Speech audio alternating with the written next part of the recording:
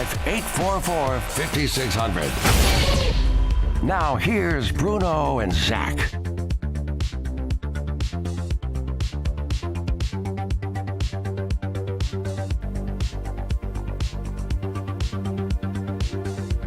4 o'clock here in the Music City, so you know what time it is. Time for the afternoon stretch here on Nashville Sports Radio. Bruno, Reagan, Devlin McKenzie, Zach Williams here inside the Strike and Spare Family Fun Center studio. So glad to have you all alongside us here on this beautiful Overreaction Monday. If you want to get involved, we want to talk to you. 615-844-5600. That is the Cure hotline. Want to hear from you today. Big day in the world of sports because it is not only Victory Monday for the Tennessee Titans, it is Victory Monday for the Tennessee Volunteers. It is Victory Monday for the Vanderbilt Commodores. Bruno, Reagan, welcome back into the airwaves. Friday, I felt you were so down in the dumps. We were talking about Vandy. And I said, Vegas got it wrong. Remember that conversation? Yes. Talking about the betting line. You were like, barely. Still, there's hope out there for an SEC win. And here we are. Kentucky loses to Vanderbilt Commodores. It just goes to show that you just never, sometimes you need the energy of others. I remember I was trying to be very tuned in to the game while I didn't get to watch basically any of it, but I was down in the dumps because I thought they threw the game away. And there's this guy I think named Jeremy on Twitter that's always like, nah, we got this, man. He does that for every single game. And I was like, you know what, this guy's right. So it just goes to show sometimes you need someone else to pick you up when you're down. I mean, Doors did it. Absolutely insane. For your first SEC win, it's so hard to win an SEC game. It's so hard to win an SEC game on the road. It is dang near impossible to win SEC road games against top 25 opponents. And they did it. And I don't want to hear anything. That was Will Levis. That's the next Josh Allen out there, apparently. So they performed. They did it. Mike Wright, congrats to the young man. It's basically, he gets to ride this wave out now. You earned the opportunity. It sucks because, even I've been highly critical of him, but there's only one thing you need to do, and that's just win. And he won the game for the boys. He does nothing but just works hard, waits for his opportunity. A bunch of team guys on that roster right now. And that's why they won. So they won against all odds. Made a lot of people very proud. I think a ton of people. I mean, we're going to have Andrew Algretta on, voice of the Vandy Commodores. He was making the call while it happened. We're going to have him on at 5:25 to talk about Vandy football and that win over Kentucky and what that means for the program. I mean, and by the way, if you want to know what it means, it's Clark Lee crying. That's what it is. It's Clark Lee crying. Yeah, guys, it is so hard when you imagine doing something and committing your life to something and you get to a point where after a span of 2 to 3 years, all you hear is how bad you suck and how much of a joke you are. It wears on you. I don't even play on the team and it wears on me. So I can only imagine how, when you're the head guy and you have to be imagine how hard it is to be a dad. Imagine how hard it is to have to wake up, provide for the family, pay the bills. Not to say moms don't, but this is just an example, right? But you carry that burden on your shoulders a lot, and a lot of people feel like they don't have a place to go out and have that outlet. Clark Lee does that for an entire program. 90-some kids, probably 70-some because they have a very small roster. Right. The jobs of everyone there are his responsibility. He hires these people, and their success keeps them getting food on the table, getting paid. I'm thinking about making a big life decision myself, and I'm thinking about the financial side of it, and I can only imagine, what if I had to think about also the risk of just being immediately fired out of nowhere, right? Yeah. That's what football coaches go through. So to just get one, which is what the expectation was. I predicted 4 wins. 3 wins and an SEC win, somewhere in there. Yep. To live up to the expectation, you essentially – let's talk about the real side of it. You buy yourself a year. Mm-hmm. He bought himself a time. No one can question him now. He's accomplished what we thought was going to be the good goal for the season, which was get the SEC win. Now we can start talking bowl game next year. Everything else, it was already cherry on top, because they were 2 wins, then they were 3, so they improved. This just makes it all that much sweeter. Really buys them time. And it's good for the entire program. Football's king, man.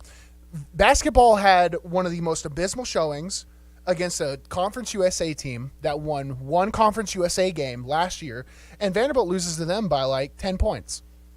No one's thinking or even remotely talking about that anymore because they won the dang football game. Yep. Top 25 road win. So that's why you cried. I get why you cried. I was tearing up. I didn't like ugly cry, but I was like, this is unbelievable for those young men in that program. It's a big accomplishment.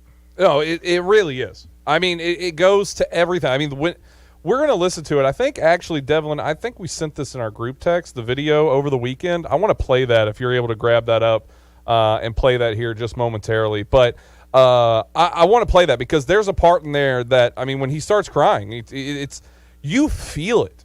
Like, you really feel it. I mean, we've had him on this show multiple times. We'll have him on Wednesday as well.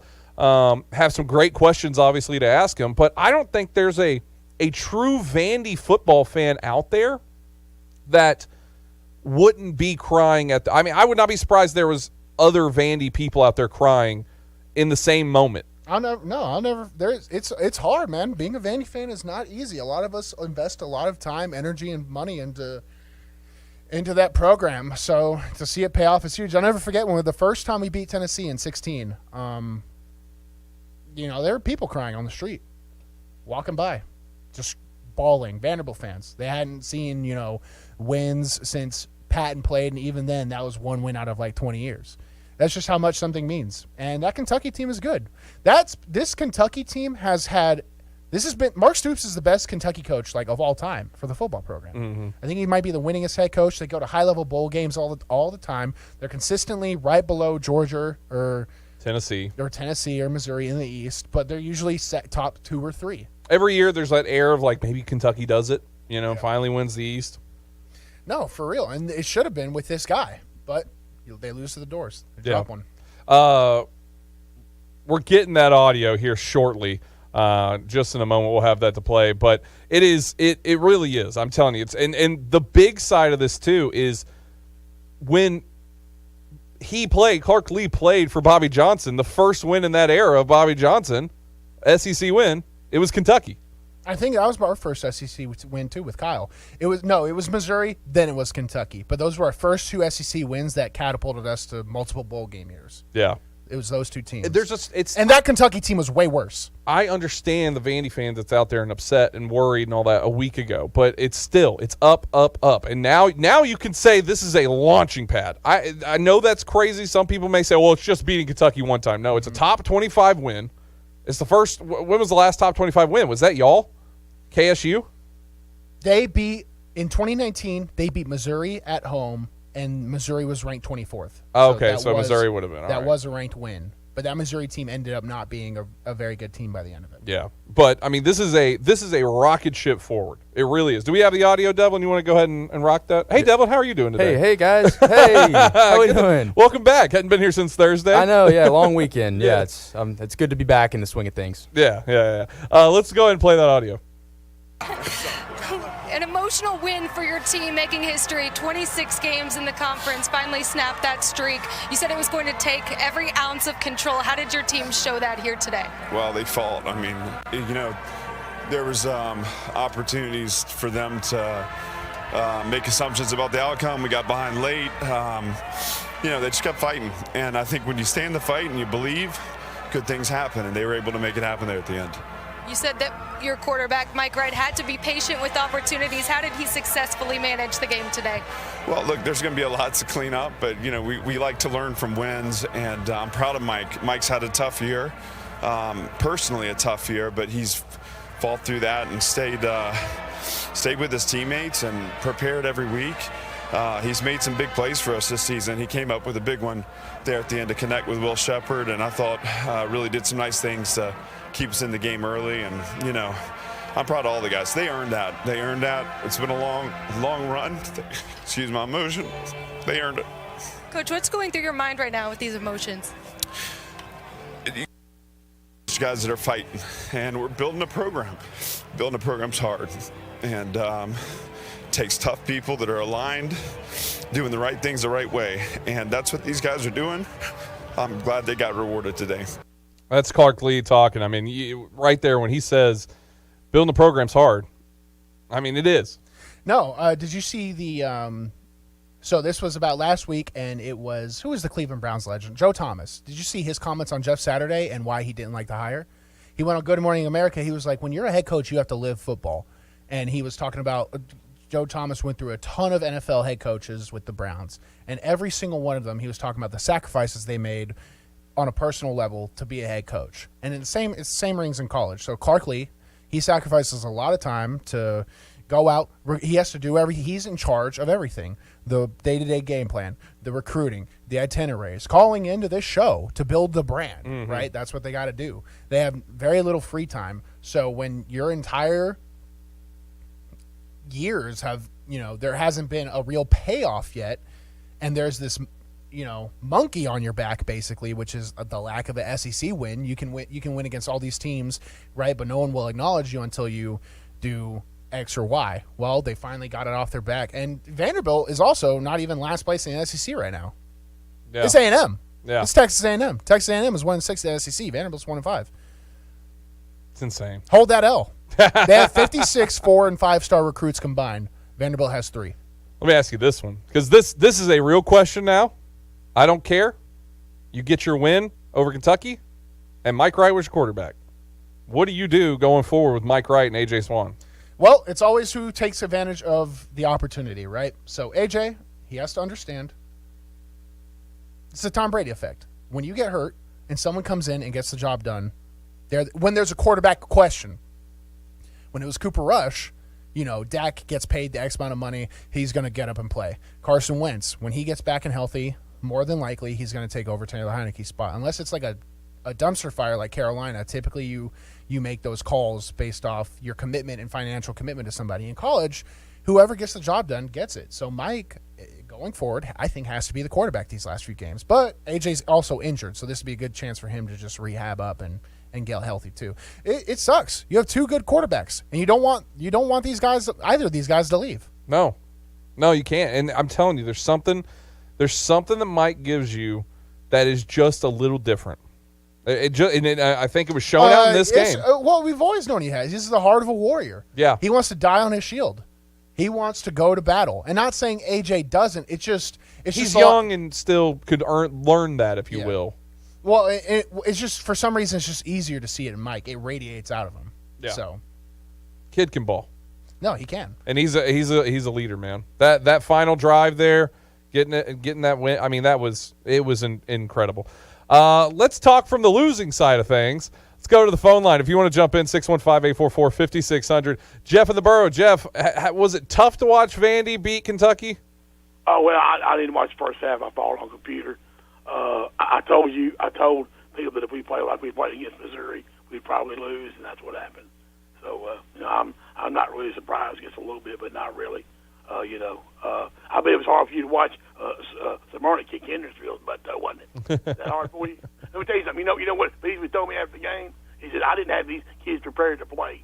It's all me. I want your comments on Beasley right now. Give some comments. Huh? He didn't have them ready to play Smyrna. I wonder why. Hey, Smyrna's got a 4-star kid. That was 2 weeks ago, Jeff. We're talking about what happened this past weekend. No, that's fine. Henderson won. I'll give him credit. Ain't no question about that. I'll give him credit. No doubt. I mean, they beat us, and they beat the Roses Sports. But you guys act like that you won the SEC championship. That's what it acts like. And Clark Lee boo-hooing like a baby. Bruno, that's his job, is to run a football program. If you don't want to do it, do something else. That's his job every day of his life. He's at Vanderbilt. Well, it's Stoops' job to win, and they didn't do that. Well, he's the all-time winningest coach in Kentucky football history. I know it don't mean a lot to you two. Well, it doesn't mean anything to anybody because what has he won in that time frame? But I did want to say something. How many times has he won an SEC championship? How many times has he won a national championship? More than Vanderbilt. More than 2 times. No, actually not. Not. More than Vanderbilt has in the history of our program. More than Vanderbilt has. But I did want to say, too, Zach, I know you don't keep up with basketball, but Tennessee lost yesterday. They scored 66 Saturday in football and won. They scored 66 yesterday in basketball and lost. The polls came out today. They dropped 11 spots from 11 to 22. They shot from the 3 yesterday in Bridgestone Arena, 10 of 37. They shot from 2, 6 of 26. Went into that game 4-0 against Colorado and then not able to win the 5th one. Colorado and Grambling beat Colorado. Grambling beat them Friday night. So I know you won't comment until June 1 because football is your king. I know it. But how about them Commandos? And how about them Greenways? And the Beach is pretty good, though. I'd cover basketball, too, if I took a hard L like that. Thanks for the call, Jeff. Oh, man. That's my favorite, is getting people upset to where they got to start calling out things from, like, weeks ago. Well, Zach, what about you being fat? He might as well have done that. I mean, I know Kentucky lost, but what about you're fat? They also lost with the next Josh Allen. It's crazy. I know. What does that kid do? I mean, he might still be an NFL talent. Who knows? It may just be the team around him. I don't Probably know. not. I obviously don't know anything about the NFL, but Will Levis seems like a total. He's going to get people fired. That's what's going to happen.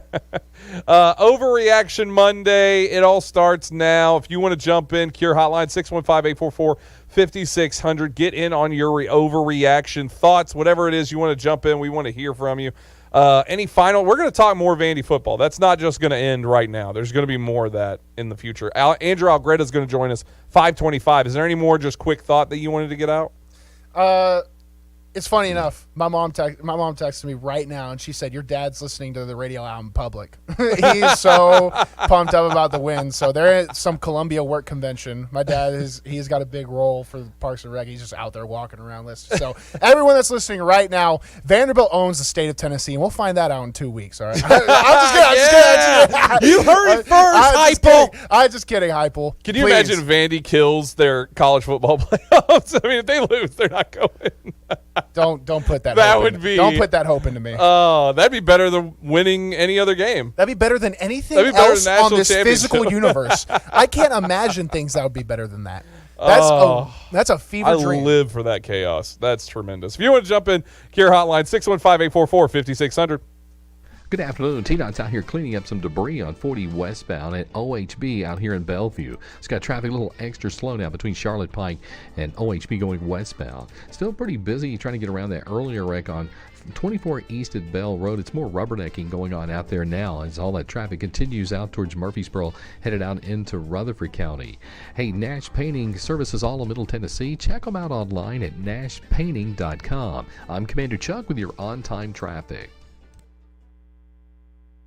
Hey guys, it's Zach. Give the gift of play with the team at Play It Again Sports in Brentwood and Hendersonville. Stop in and stock up on a huge selection of new and gently used gear and equipment. Maybe you need some cash for the holidays. If you have too many bikes, inline skates, hockey, or other sports gear that you don't use anymore or it doesn't fit, get cash on the spot for your unused gear at Play It Again Sports in Brentwood and Hendersonville. They have the trained staff to help you sell your gear and help you find the perfect gift for the holidays, like a new baseball bat, lacrosse stick, yoga and workout gear, or equipment for a home gym. Or maybe you're like me and you love perusing golf clubs. Go check out what they have in their used inventory. I'm always in the Hendersonville store checking out their used golf clubs. So get cash for your holiday gifts when you sell your gear at Play It Again Sports in Brentwood and Hendersonville. And make sure to tell them Zach from Nashville Sports Radio sent you. That's Play It Again Sports in Brentwood and Hendersonville.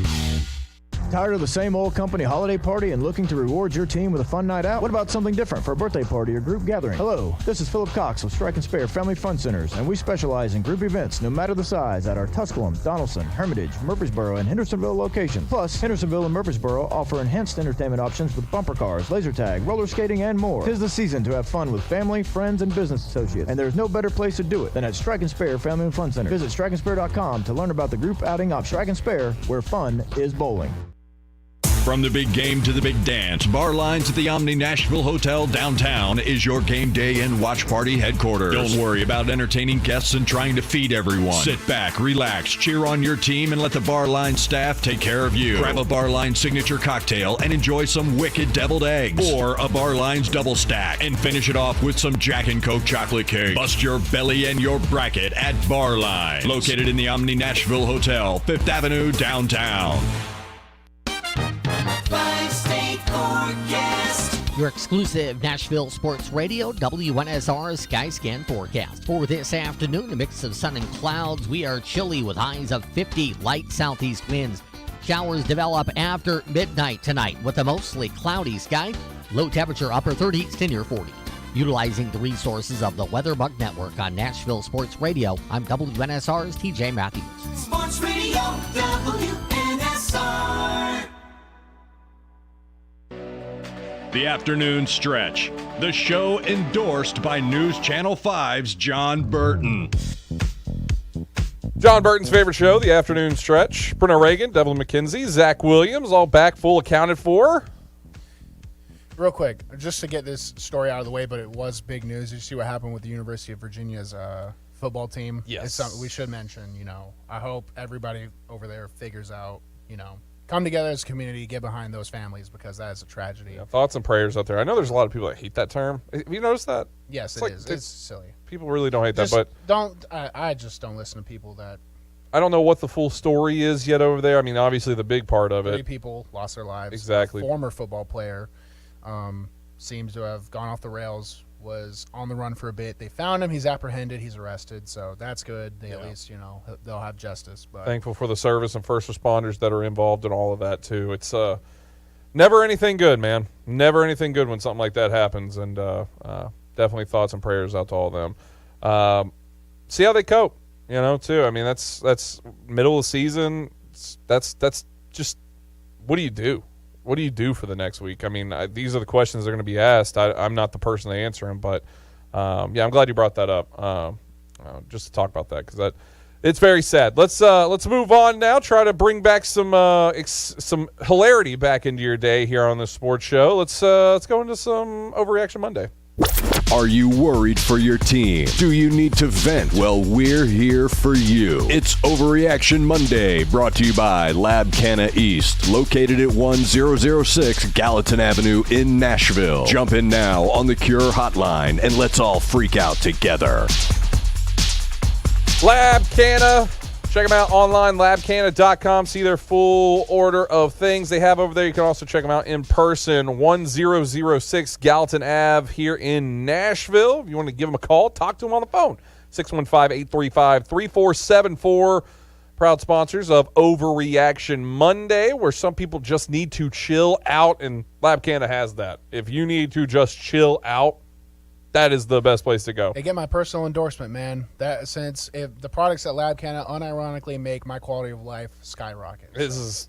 Bruno is a walking billboard for them, because it really does. As his co-host, and we're basically partners in our lives, is how it kind of feels. I have my wife and then Bruno, and that's so cute. Yeah, I know, right? But you're not invited.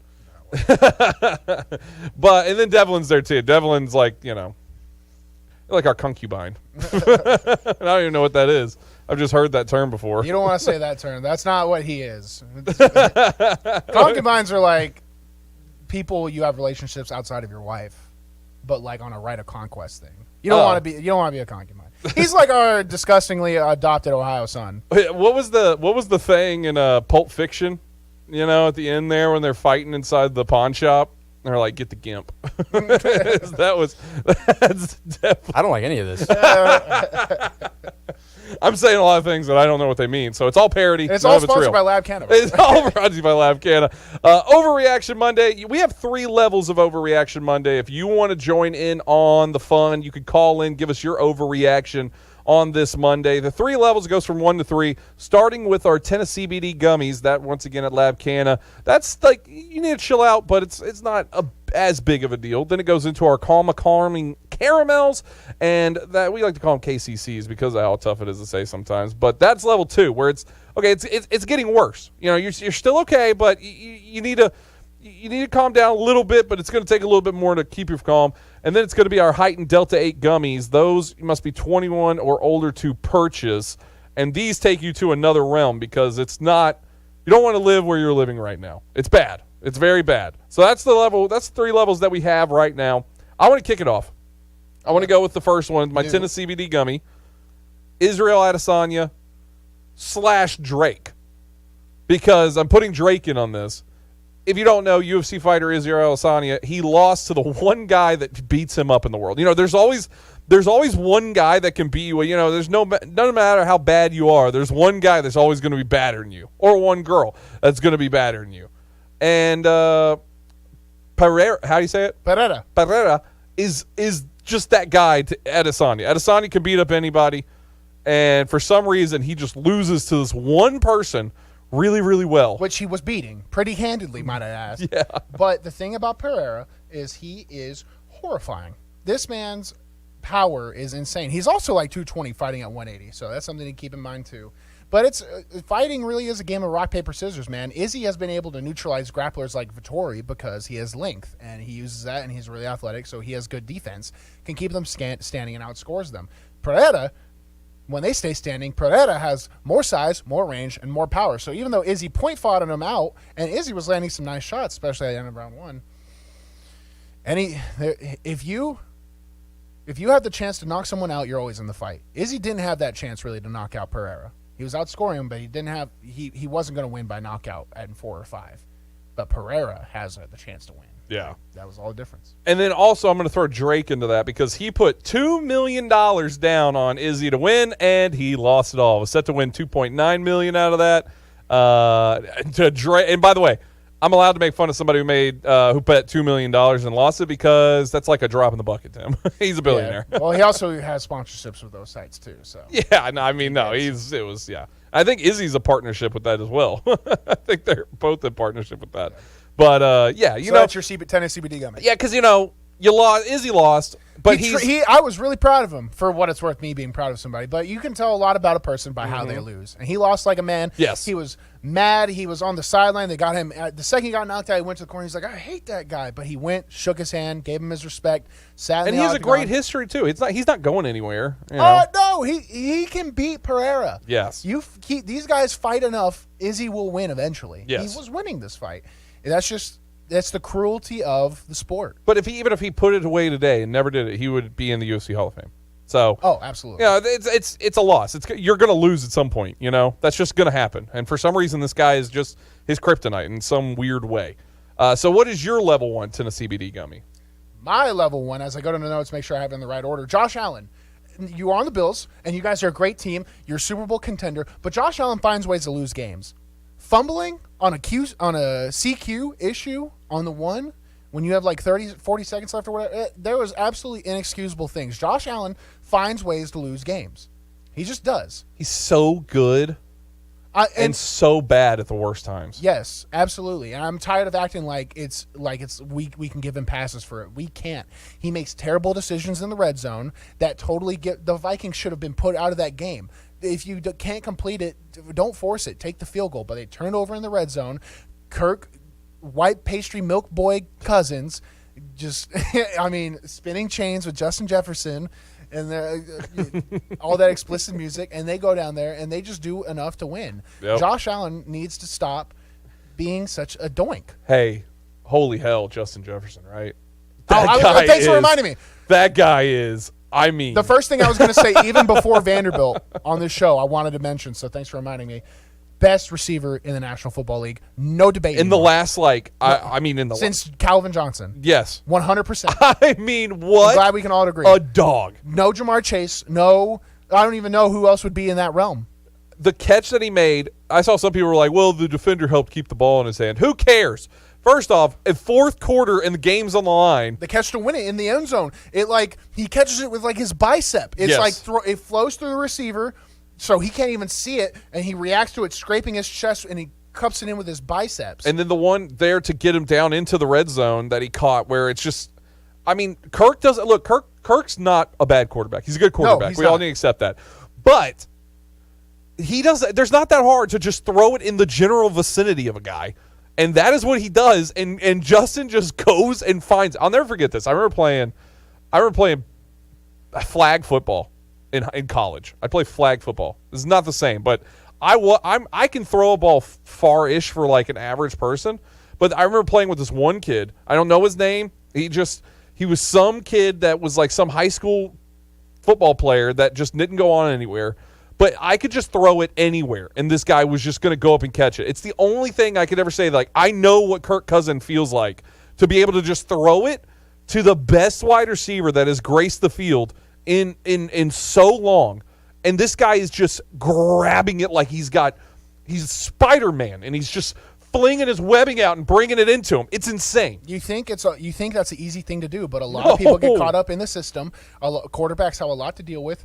A la Justin Herbert, all the love he gets but Mike Williams is stepping in for all the injuries of the Chargers week 1 through 4, does really well. Then they get to these primetime games, and he gets targeted like 3 times in the past 2 games, and it's like, no, simplify. You want to know why Taylor Heineke's having success? Terry's down there somewhere. It's you have to simplify the game to yourself, and Kirk's doing that right now. He goes, Justin Jefferson, this guy's pretty good. And Justin Jefferson has never thrown explicit shade at Kirk, but when Justin gets praised by the media, he goes, yeah, Kirk, he throws me the ball. He's not overly comforting him, but where Baker complimenting him. Yes, where Baker, everyone loved OBJ in the locker room, and maybe that created a rift between him and Baker, and OBJ never got the ball for whatever reason. You can't take things personal in business. Yeah. And Kirk is a businessman. You want to know why he has a bajillion dollars? Because everyone on his team, Adam Thielen, they all get mad at him, and there's videos of them screaming on the sideline. People don't respect Kirk. And he goes out there and he's like, I'm going to throw the ball to these people that get mad at me. And everyone's going to have to deal with us being a one-loss team. Yeah. And I just how good of a feeling it must be to be Kirk Cousins, 4th down and 20. Where do I go? Well, we know where you're going. And the guy's going to catch it every time. Every stinking time he threw him that ball at the end of that game, just snagging him out of nowhere. I mean, what a problem for the rest of the NFL, because they were triple covering that guy. They were triple covering. I mean, that's like the Kobe Bryant, where it's like, what do you do to Kobe? What defense do you play on Kobe Bryant? Did you ever see the meme? Or it's not a meme. It happened where 5 people went up on Kobe and he still scored on him. I mean, what do you do? There's nothing you can do to stop this guy. I would legalize human sacrifice in Tennessee if we could have the Vikings offense personnel. Hey, as good as Justin Jefferson is, they won the game. All the same, the Titans won the game. Let me just say that. Devlin, who is your level 1? Me. Oh, whoa. Hey, this is a weird one. I can't win a pick of the week. Yeah. I cannot do it. You did last week. Don't worry, Zach's back to square Zach's one. on a 2-week loss streak now. I don't know what's going on. But my family let me down. The reason I give myself only the Tennessee CBD is because every single one of my other bets, they all hit. I went 9-0 this weekend. It was awesome. That's good. He was texting us the whole weekend, too. He's like, hit another one. Yeah, I was a little busy, so usually I'd give you a lot more props than I did. I was just feel like I was doing yeah, shout out Bruno. Not only did Vandy win on the field, they won off the field because Bruno won his competitions. Woo. It was good. Tested my knee out, tested my back out. Only really had one bothersome thing, so I was like, okay. And, fighting someone for 7 minutes straight is not easy. It is exhausting. Yeah.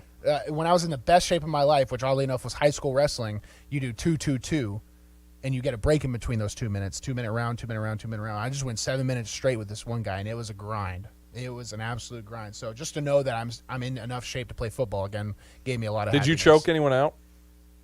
Yes. Not unconscious, but he tapped. Oh, well, that's the same. That was the first guy. He was going to be unconscious if he didn't tap. Dude, that's the same I'm not some super killer I have a fiery heart of competition, but I don't want to choke people unconscious. So when I get people and they're like, and I know they want to go on their shield. I just hate it here. So I'll low key let up on people. You're like the Hound in Game of Thrones. He's like, killing is the best thing. No, not me. 36 minutes into our first Game of Thrones reference. Eating at Cracker Barrel after tournaments is my favorite thing. The best part about tournaments is the camaraderie afterwards. Yeah. Also, my white belt that competed on the second day, Daniel Dean, really proud of him. He went up against number 1 seed. But what we were really proud of was he did something illegal and got disqualified. He Batista bombed the guy at the end of the fight. And while at first I was like, no, don't do it, Daniel. It was the funniest thing that could have possibly happened. So that's great. The other guy was cool with it.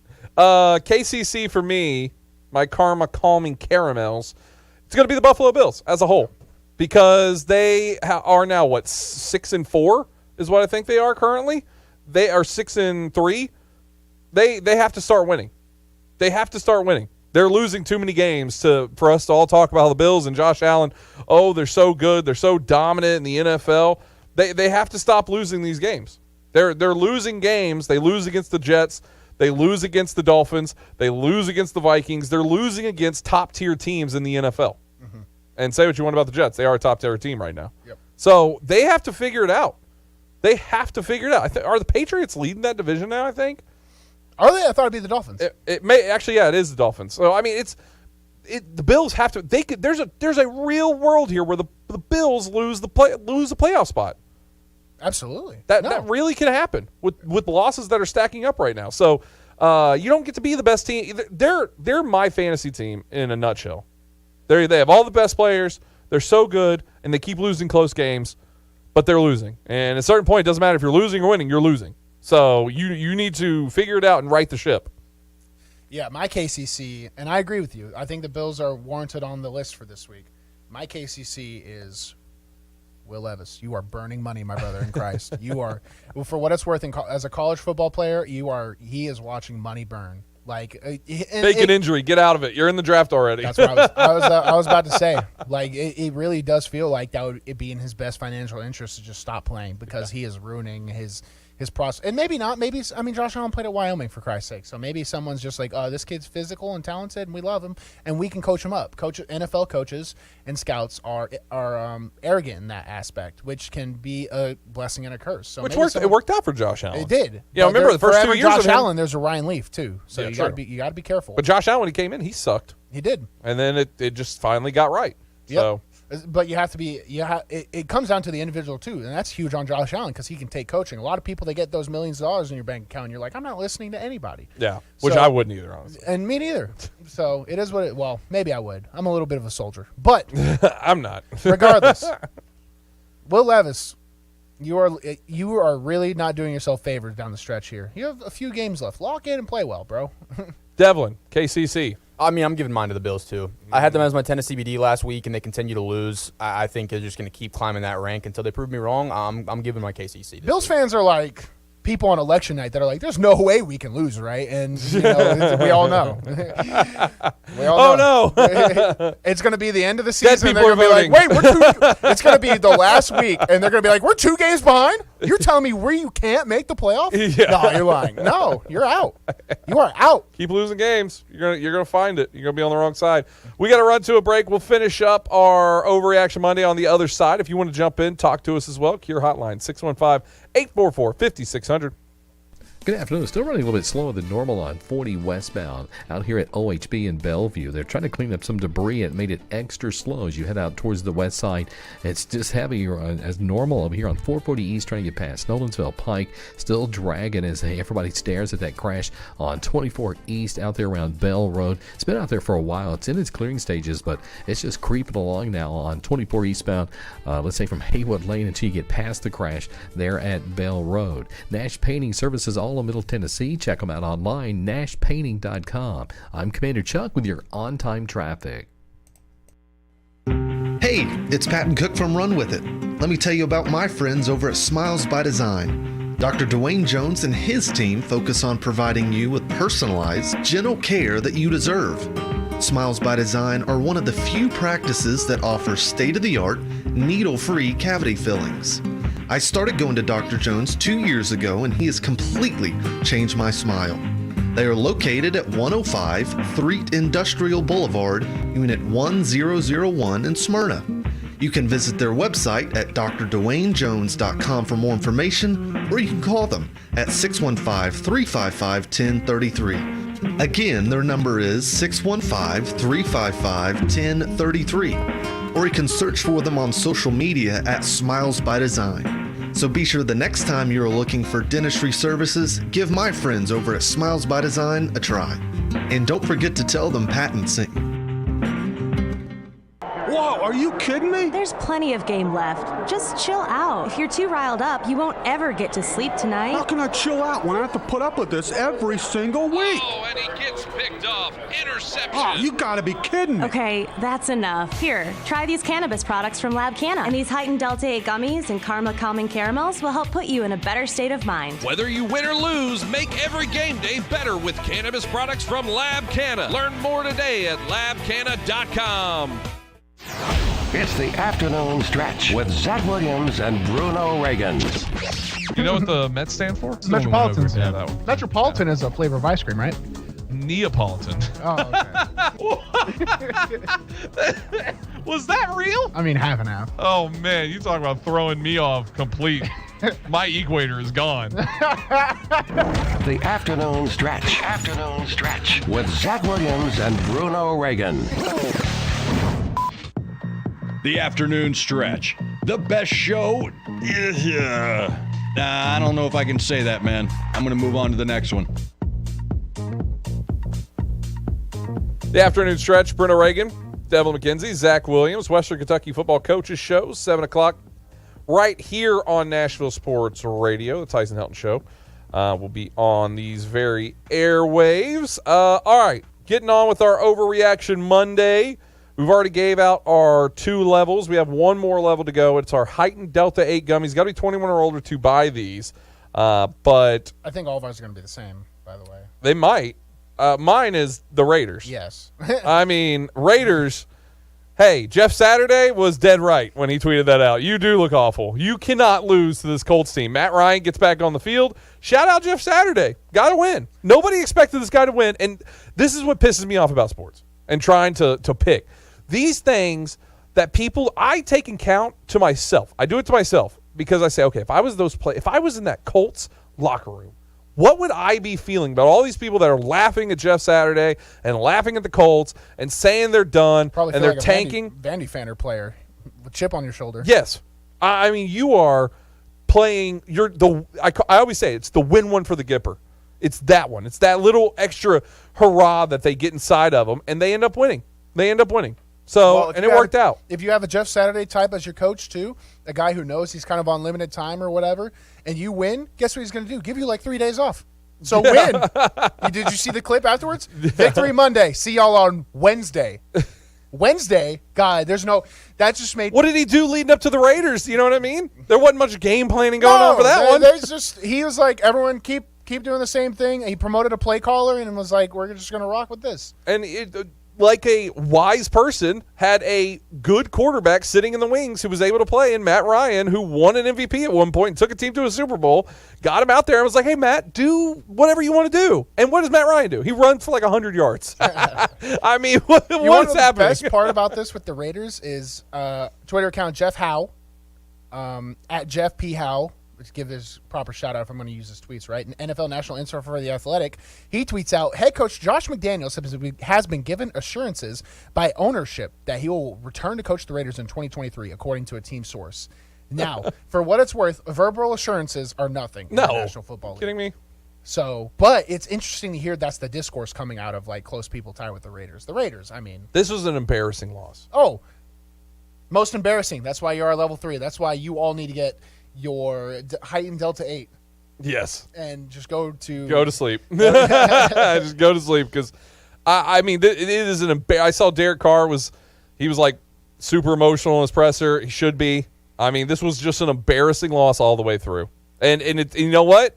Couldn't happen to a better team. I mean, it really couldn't have. This Raiders team has been just weirdly bad. And then also West, doing stupid stuff. Yeah, they always do stupid Ever stuff. since they went to Las Vegas, I mean the Raiders, it has been embarrassment after embarrassment after embarrassment. You could chop up anything you want individually, but stuff Henry Ruggs, terrible. That's what you got. The cornerback, I can't remember his name, who was out there showing guns saying he was going to kill somebody on Instagram. Terrible. I'm forgetting his name now. John... Former coach? My goodness. Gruden, thank you. John Gruden. I mean, that whole situation, embarrassing.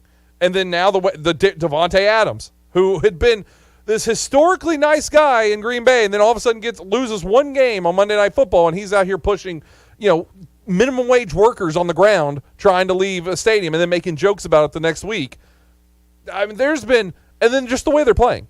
Everything they've done has been wrong. Also, all their personnel. You think John Robinson's bad if you're critical of John Robinson. I think the Raiders have kept one of their first picks of the past 9. Yes. They just released Leatherwood before the season, then they just released that linebacker. Yep.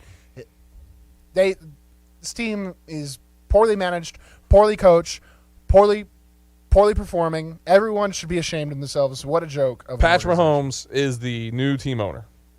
I mean, that's just how it is. They're not beating the Chiefs. They're not doing anything. They're dead in the water. That's what they are. Devlin, who is your Delta Heighten 8? Little different, and I'm going to go on a rant here. All right. The Pac-12. You guys stink. Are you kidding me?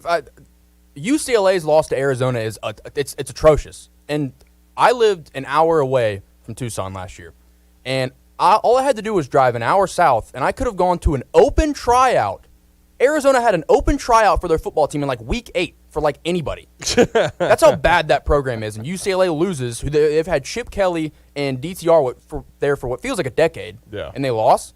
And then Oregon? What are you doing? It's like Brady Quinn's playing quarterback. I mean, you get really, really good games out of him, and then out of nowhere, he just plays terribly.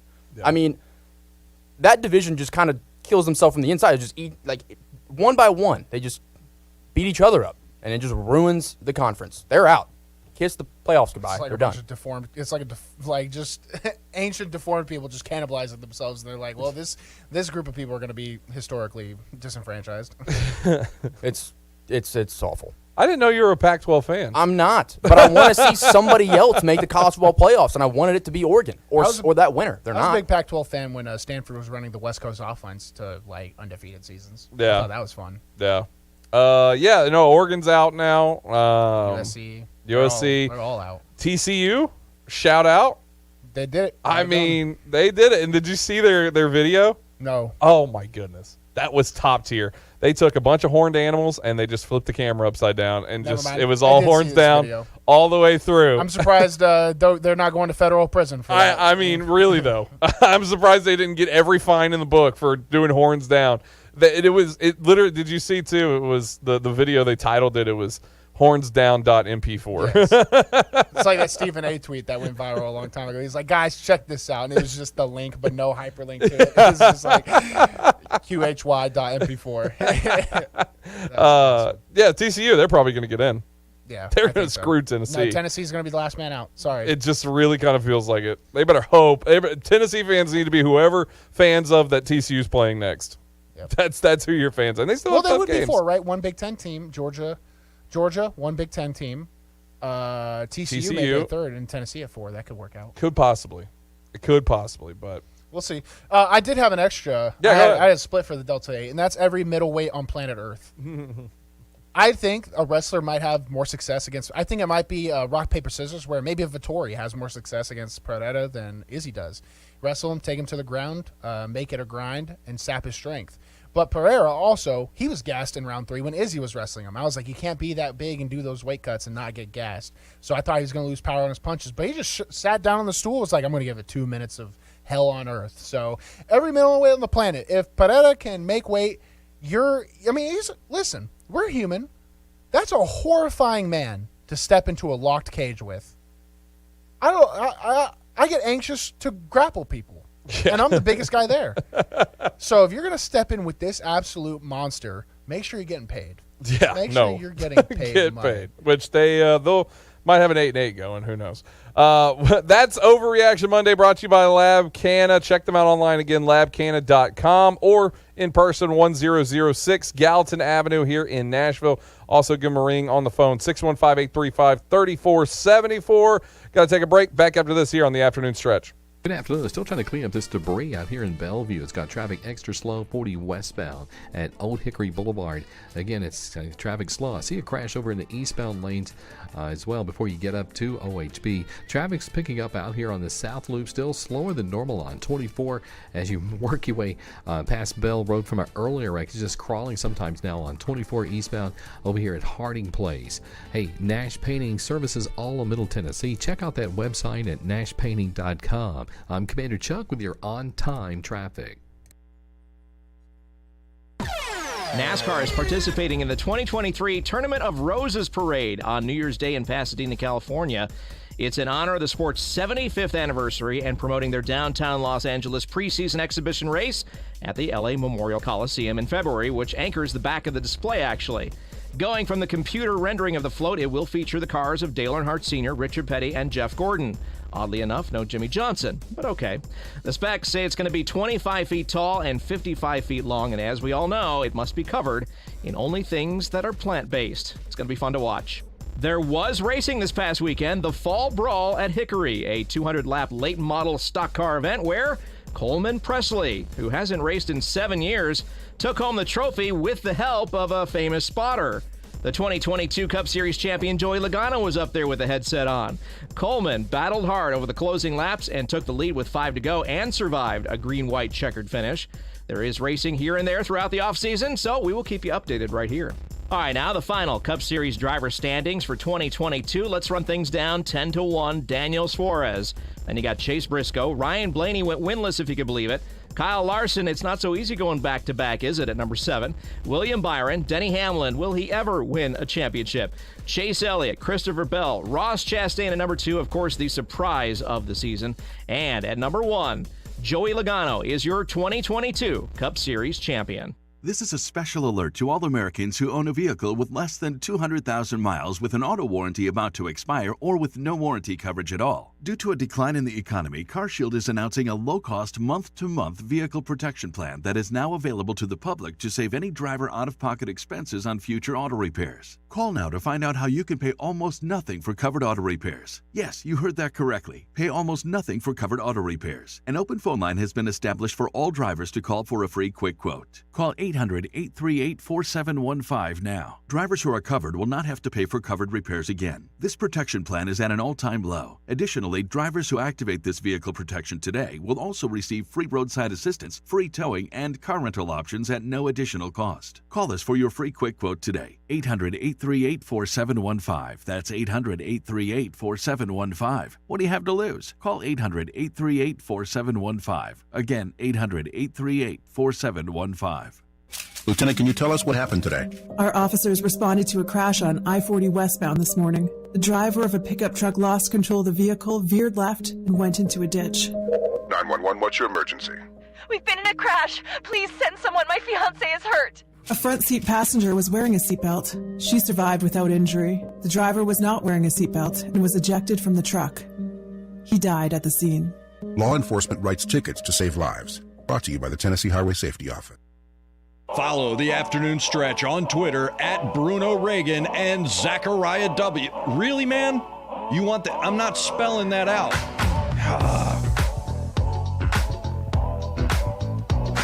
Afternoon stretch. Bruno Reagan, Devlin McKenzie, Zach Williams here inside the Strike and Spare Family Fun Center studio. If you want to get involved, we want to hear from you. Cure Hotline 615-844-5600.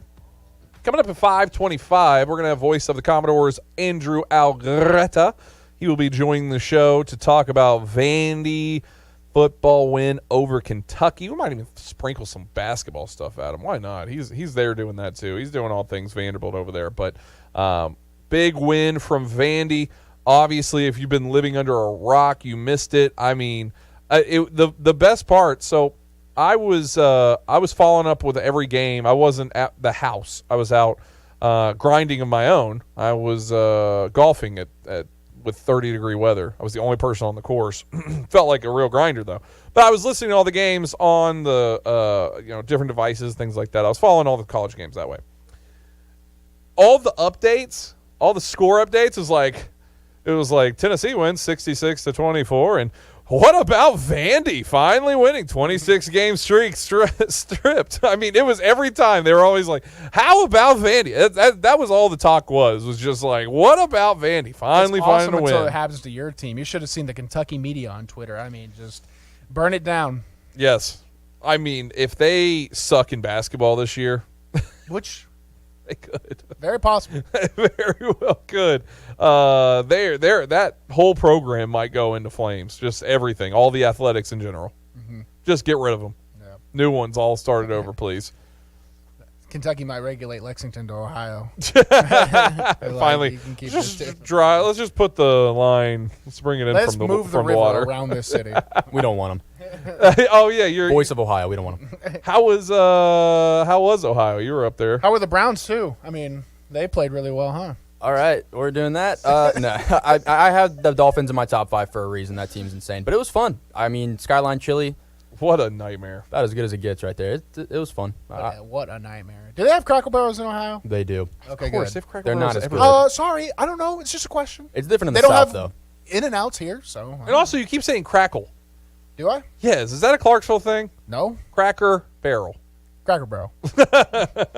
I'm trying here. You got Skyline Chili though? That's good for you. Twice, yeah. So you've been on the toilet ever since you got home. Pretty bad weekend. Yeah, it's been a bad You one. ever? I don't know. It looks disgusting, but you never know until you try it. And as I've gotten older, like I'm more open to things. Like I used to hate cheese, like the way Americans just plop cheese on everything, like a million of it, right? Now you're distinguished wise, Bruno, and you put cheese on everything? Yes. I'm starting to really come to appreciate cheese. It's really YouTube. I'll watch like all the ways they make like cheese in like these places, and it's like, now I am a cheese connoisseur. So. This is the stuff that's like Brock Lesnar was doing, got really into like butchering meat. Yes. And then he was just like, went on to some YouTuber's channel, was like, hey, let me come butcher meat at your place. And they were like, yeah, come on, Brock Lesnar. So like, this is going to be, we're going to talk about somebody who owns like a cheese making factory. I don't even know what the word would be, but they're going to be like, oh, Bruno, come make cheese with us. And you're going to be like, yes, this is amazing.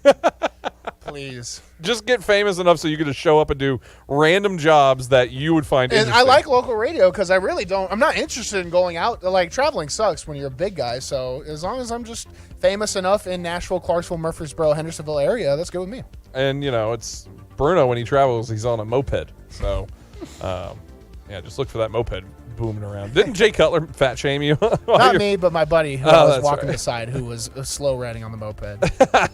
What did he say again? It was those things got a weight limit, and then he kept walking. Yeah, man, that's so cool. It's the only thing I ever heard that man say in real life.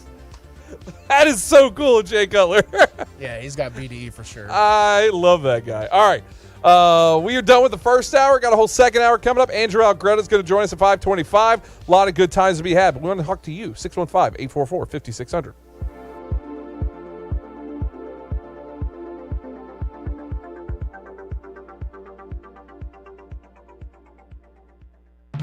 On air and online, Sports Radio WNSR, Brentwood, Nashville.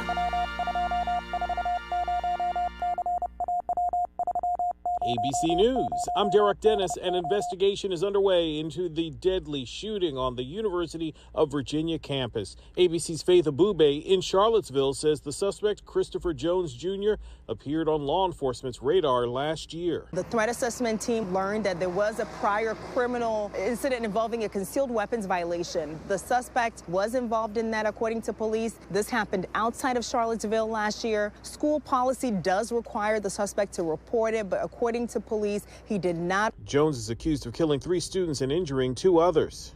The UN General Assembly has approved a resolution calling for Russia to be held accountable for invading Ukraine. Pennsylvania's Republican candidate for governor concedes. As difficult as it is to accept the results, there is no other course but to concede, which I do, and I look to the challenges ahead. Doug Mastriano waited almost a week after Democrat Josh Shapiro was projected the winner there. This is ABC News. I'm getting vaccinated with Prevnar 20. So am I, because I'm at risk for pneumococcal pneumonia. I'm asking about Prevnar 20 because there's a chance pneumococcal pneumonia could put me in the hospital. Age 65 or older, you may be at increased risk for pneumococcal pneumonia. Ask your doctor or pharmacist about getting vaccinated with Prevnar 20, pneumococcal 20-valent conjugate vaccine, a Pfizer vaccine that can help protect against pneumococcal pneumonia in just 1 dose. Prevnar 20 is approved for adults to help prevent infections from 20 strains of the bacteria that cause pneumococcal pneumonia. Continued approval may depend on a supportive study. Don't get Prevnar 20 if you've had a severe allergic reaction to the vaccine or its ingredients. Adults with weakened immune systems may have a lower response to the vaccine. The most commonly reported side effect was pain at the injection site. For additional common side effects and full prescribing information, please call 1-855-213-2138 or visit Prevnar20.com. I want to be able to keep my plans. So I'm asking my doctor about getting vaccinated with Prevnar 20. If you need a staycation or planning a trip to Music City, stay at Bento Living Chestnut Hill. Voted the best boutique hotel in the city by the Nashville Scene. Bento Living is located on the edge of bustling downtown and boasts on-site dining, shopping, live entertainment on the rooftop, and free fitness classes. Come experience Nashville like a local. Visit BentoChestnutHill.com to book your Music City vacation today.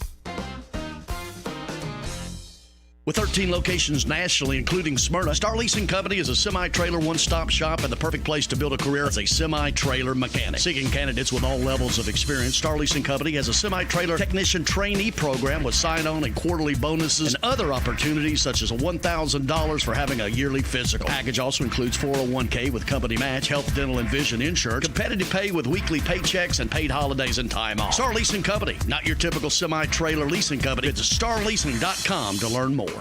It's a Bill King Show. Lake Norman Buckeye. Bill will Saban actually coach that 24 quarterback. At some point, he's got to hang it up. Nothing lasts forever. I want to repeat, Nick Saban is doing his favorite thing right now. He's not trying to get to a moment in life to where he can go sit on the beach. Weekday mornings beginning at 6 on Sports Radio 560 on 95.9 FM. Okay, it's happening. It's the afternoon stretch with Zach Williams and Bruno Reagan. Everybody stay calm. Stay calm.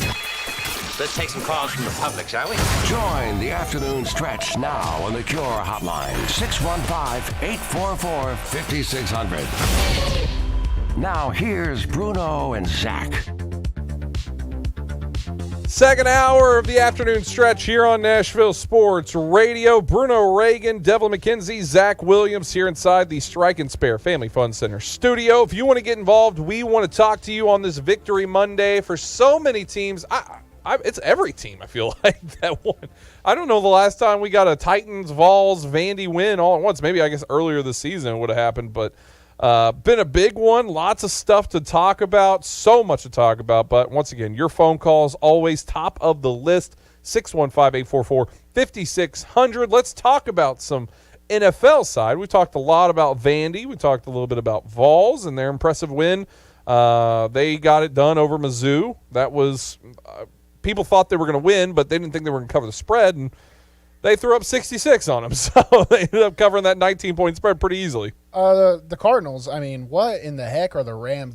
Are the Rams the worst team in the National Football League? Even they're there with the Houston Texans, right? They are, and Cooper Kupp probably out for a little while here after an injury. I would be too. I would also be injured. Yeah. Very auspicious. I don't know what that means. I don't know what the difference between suspicious is, but it's intentional. So. Yes, it's very suspicious indeed. I don't know what the Rams are doing right now. All I know, Hughes just lost to Colt McCoy. Yeah. Well, they didn't have. How old is Colt McCoy? 60 years old? Doesn't he feel like it? He's somehow older than Tom Brady, and it makes zero sense. But they also had a backup in too. There was no Stafford, so was it Bryce Perkins? No, it was Jared Walford. Yeah. Excuse me. Walford, but didn't Perkins? I just said Jared because I guessed. I thought Perkins got in anyway though in that game. Threw one pass, completed it. Oh, okay, so I was right. Hey, shout out Perkins. Tell you what, Colt McCoy knows how to go D-hop, 10 yards, 98 yards, 10 receptions, 98 yards for D-hop. So yeah. Tyler Higbee also. I mean, just what a ball hog. Yeah, I don't know. I want to talk about Tennessee Titans. And I know Bruno went into the Rams right away because he doesn't want to talk Titans. That's fair. If you want to start with Titans, I'll start with my just a minute on my thoughts of the Titans. It is personally, this is where technically I don't mind saying this. I'm the co-host of the show, right? Zach does the main host, and he'll bring on the guests and stuff. We're equal. We are equal, but I do more. Like if there was a color commentator for the show, that's like my responsibility, right? Yeah. So it's not. Zach watches the games and he analyzes and he offers opinions. I like crack jokes sometimes on Twitter, right? I am glad I have this responsibility because I cannot physically bring myself to have to watch and analyze the Titans. What a boring team, man. Yeah. And this is real first world problems right now because the Titans have no competition in their division. The Titans will win their division. Well, actually, Jeff Saturday. Jeff Saturday. Who knows? Thank God we got the games with the Colts. That's their Ryan Tannehill. Quickly. That could be their Ryan Tannehill. Stepping in, just jolting them back to life. It would be tough. It would be tough for them to play from behind at this point. But the Titans are just so not fun to watch. I was trying to equate it to like a UFC fighter that's extremely talented, extremely good, but extremely boring. A lot of people called Belil Muhammad, one of those types. Now, Belil just came out and had an absolute banger on a prelim. He stood and banged with a guy, but there's a lot of guys. Imagine a UFC fighter that just wrestles someone for 5 rounds in a row, and everyone's like, well, the Titans are like watching Rose Namajunas and Carla Esperanza, the Cookie Monster, that fight where no one threw a single punch. That's what it's like watching the Titans play football right now. So we're winning, but at what cost? Because I want to be entertained. The Bills and the Titans, they're both 6-3, and they both feel like at any point the ship could sink. I mean, just absolutely right, kamikaze by something. I don't know. There could be just a nuclear explosion underneath. There's something going on. There is nothing more that embodies this team for the Tennessee Titans than Dylan Cole on special teams. He's been plug and play all year with different injuries, Zach Cunningham injuries, just different places. And you see this guy full speed sprinting down the field on special teams and laying booms on the ball returner. And you're just like, this is Mike Vrabel. This is Mike Vrabel. The Tennessee Titans team, I hate saying this so much because it's what everybody's saying, and it's because it's the absolute truth. This team is just an ugly duckling, but they're a swan. They're a swan. We just don't see it yet. I wish people could be in the locker rooms and be on the – because when you think about it, you're like playing for the National Football League in one of the biggest leagues in the world with the best athletes in the world. You think a lot of people take pride in it. But you have to sometimes like beg people to play special teams. And coaches preach it all the time. You want to make a team, be a special teams player. Trent Sherfield has been in the National Football League for like 4-5 years now. Yeah. And he's just now catching passes. He was on the teams because he wanted to kill people on special teams. He's a special teams guru, and that's how you make teams. That's how you make teams. And you can tell a lot about a program and a lot about a person by how they perform on special teams. But you'd be surprised by how many people are just like, I'll do it. Yeah. And that's the only reason they're in the league. You want to know why some people like Des Fitzpatrick and stuff like that don't work out? I guarantee you it's because they don't play special teams. And the guys that do and want to be punt returners, that's the reason they make teams. And that's the reason the Titans win, is because people like Dylan Cole are out there, absolutely going to work. Yeah, Dylan Cole, Missouri State University. That's where he came out of. And the kid is laying it down like crazy. Other side of it, the return man, Hassan Haskins from Michigan. Great running back. He's number 4 in kick return yardage. Look at the special teams of the Tennessee Titans. And you just see those kind of players. We're talking about a running back from Michigan on the team. He's doing special teams return work, doing a great job at that. We're talking about a kid from Missouri State who is throwing his entire body down and just destroying kick returns. That is the embodiment of this team. That is the one thing that I keep taking back from this team that I'm like, if you can get people like that to do what they're doing, and then on top of that you have guys like Derrick Henry who 19 carries, 50-something yards. It was a terrible night. I saw people call him generic Henry. All right? It wasn't good. It wasn't good. But you have guys like Ryan Tannehill who clearly has a broken ankle. The way he's playing, he clearly has a broken ankle. You could tell every time he was getting hit after hit after hit on him and taken to the ground. And, there was time. I'm not saying the Broncos were deliberately hitting his ankle, but it just seemed like you could see the contact just constantly kept building up and building up and building up. It just you put it under a microscope and you just realize how often parts of the body get hit. So, but 19 of 36, 255 yards and 2 touchdowns. Someone has to step up each week. Each week, somebody has to step up. Nick Westbrook-Akina was that guy. 5 receptions, 119 yards, and 2 touchdowns. Well, they've been trying. They've been trying to make him the deep threat guy. Yes. So today it showed out. And look, that Denver Bronco defense, good. Real. They are real. And I will say, as real as they are, the Tennessee Titans defense doesn't matter. No Jeffrey Simmons. They were out without. They were without almost every starter. I feel like that you could name. Fulton, no Christian Fulton in that game. Like a last second take, and you're like, oh no, this is going to be a nightmare. This is going to be. The second I saw no Christian Fulton, I'm thinking, we're about to see vintage Russ. We're about to see cooking Russ. And they were trying. They were throwing down the field right off the get-go, throwing down the field as much as they can. And just a patch job of a defense. You're hearing guys' names that you don't even know. You've never even heard of these players that are all of a sudden making plays, that are all of a sudden just showing up and showing out for this Titans defense. it doesn't matter. How many games have we seen now that is Titans defense need to make a stop here inside red zone, and they win the game? We've seen it a couple that Raiders had one. They were right in the goal, and they got the stop. They got the turnover. Denver Broncos last night, they got the stop. That was, I believe it was inside their 30. They may not have been in the red zone, but they were encroaching, and they get the stop. This defense, it doesn't matter. This whole team, doesn't matter if they look good, doesn't matter if they have good numbers on the ground, bad numbers on the ground, good numbers over the air, bad numbers on the air, doesn't matter. They're going to win games just like this. 17-10 is how they're going to win football games. This is not an NFL score. It's a culture win. Yes. It's a culture win. And it just goes to show you how little, or how some people underestimate that aspect of it, the mental side that you can, the impact you can have as a coach too. You can take on, with, for lack of a better term, a fatherly role. I mean, look at Ben Jones playing through injury and the way Mike Vrabel embraces him. A lot of people would just call out and sit out, but they play for him and they win games because of it. It just also goes to show that two sides of the same coin. People like talk about pride. Pride is one of the 7 deadly sins. And I think you look at Russell Wilson, and this guy is doing commercials. He's like, oh, we're just going to be good. He's talking it up. That's hubris. That's the sin that everyone worries about. Mike Vrabel's team has pride, but it's a different type of pride. They take pride in the things they do every day. They take pride in the way they approach practice. They take pride in the way they work. And they take pride in the way they win football games. While it's not a fun product to watch, they take pride in it. They take pride in the fact that they get counted out essentially all the time. They get called a fake number 1 seed, yada, yada. They're still a game. They are one game behind being a number 1 seed in the AFC. Yeah. And look, there's still so much to fix on this team too.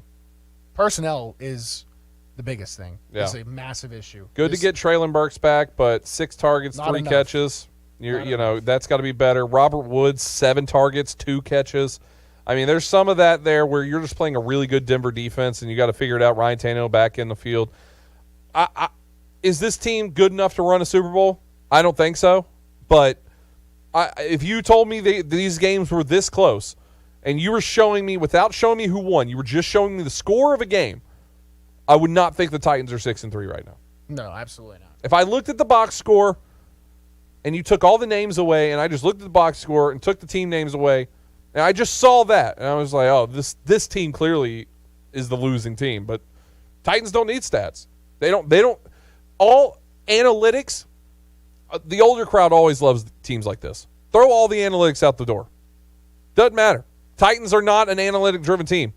They may be, and this is why it's working out, but to me, it just seems like they're going out there and they're playing hard-nosed football, and they have 53 guys on the same page playing for the same goal. That's what it looks like right now. They will get talent differentiated, if that's even a word. There will be a separation of talent when it comes down to the clutch time. The reason people win the playoff is because the big playmakers show up and make plays, and the Titans have one. There won't be another one, right? Diggs, he's the reason the Vikings advanced. You look at the reason Tom's always been good. It's because Tom takes responsibility in the clutch. The Titans won't have that. So I don't expect a Super Bowl. But I do like that there's a winning culture around here. And eventually, if you're in the playoff enough, one year it'll pop. Unless you're the Bills. Yeah. then it won't pop. No, they're just going to keep losing. They're going to keep running into Patrick Mahomes and the Chiefs in the playoffs and just lose. Caleb Farley is likely to have a herniated disc. The NFL, this is why Jeffrey Simmons' pick scared me, but I could see Jeffrey Simmons was different because he really was that kind of guy when he was healthy. The problem is, if you draft a first-round guy who has injury problems, he better have been that dude. And Caleb Farley wasn't that dude. People loved the physical aspects of Caleb Farley when he was getting drafted, but he was hurt. Jeffrey Simmons was a monster, got hurt, and when he rehabbed and became a monster. You can't be average with potential, have injury problems, and then expect to overcome those. The injury problems stay. The NFL is too physical. It is too violent. You're going to keep getting hurt. So if you have to fight injury and the improvement gap, Caleb Farley's he's a lost cause as far as being like a top player on the Titans. He will never be. He'll run out his rookie contract and he'll go jump around teams for a little bit maybe. But yeah. The NFL's too violent to learn on the fly and have to overcome your injuries. Well, and I tweeted out earlier today when this news was kind of jumping out. Now they have a real reason not to play him because he's just on special teams right now. That's all he's doing. He's a gunner. That's it. That's all he's going to be doing on special teams. And it's not a monumental loss for the present, but I think in the future of things, it's more or less not. The injury will be healed, and he'll be able to play football again. But I think you're right. He's not going to be a factor going forward for the Tennessee Titans. Caleb Farley is a miss of a pick. Say whatever you want about John Robinson. He misses picks. Doesn't matter. Team 6-3. He's missed a lot. Look, there's a lot of draft picks that he's missed on, but they're still winning games. You want to talk about speculate? I wonder if Mike Vrabel goes to sleep at night. He's like, I'm keeping this guy. This guy is keeping his job because of me. I'm talking about John Robinson. It's a fair question. I wonder if Mike Vrabel feels like John Robinson holds him back, personally.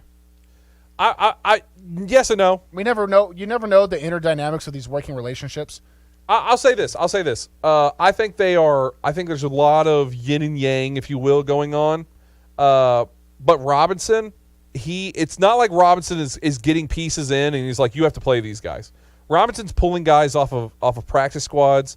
He's signing guys on these deals and giving them to Mike Vrabel, and they're working. Mm-hmm. You know, Terrence Mitchell, he got a game-winning interception last night for the Titans.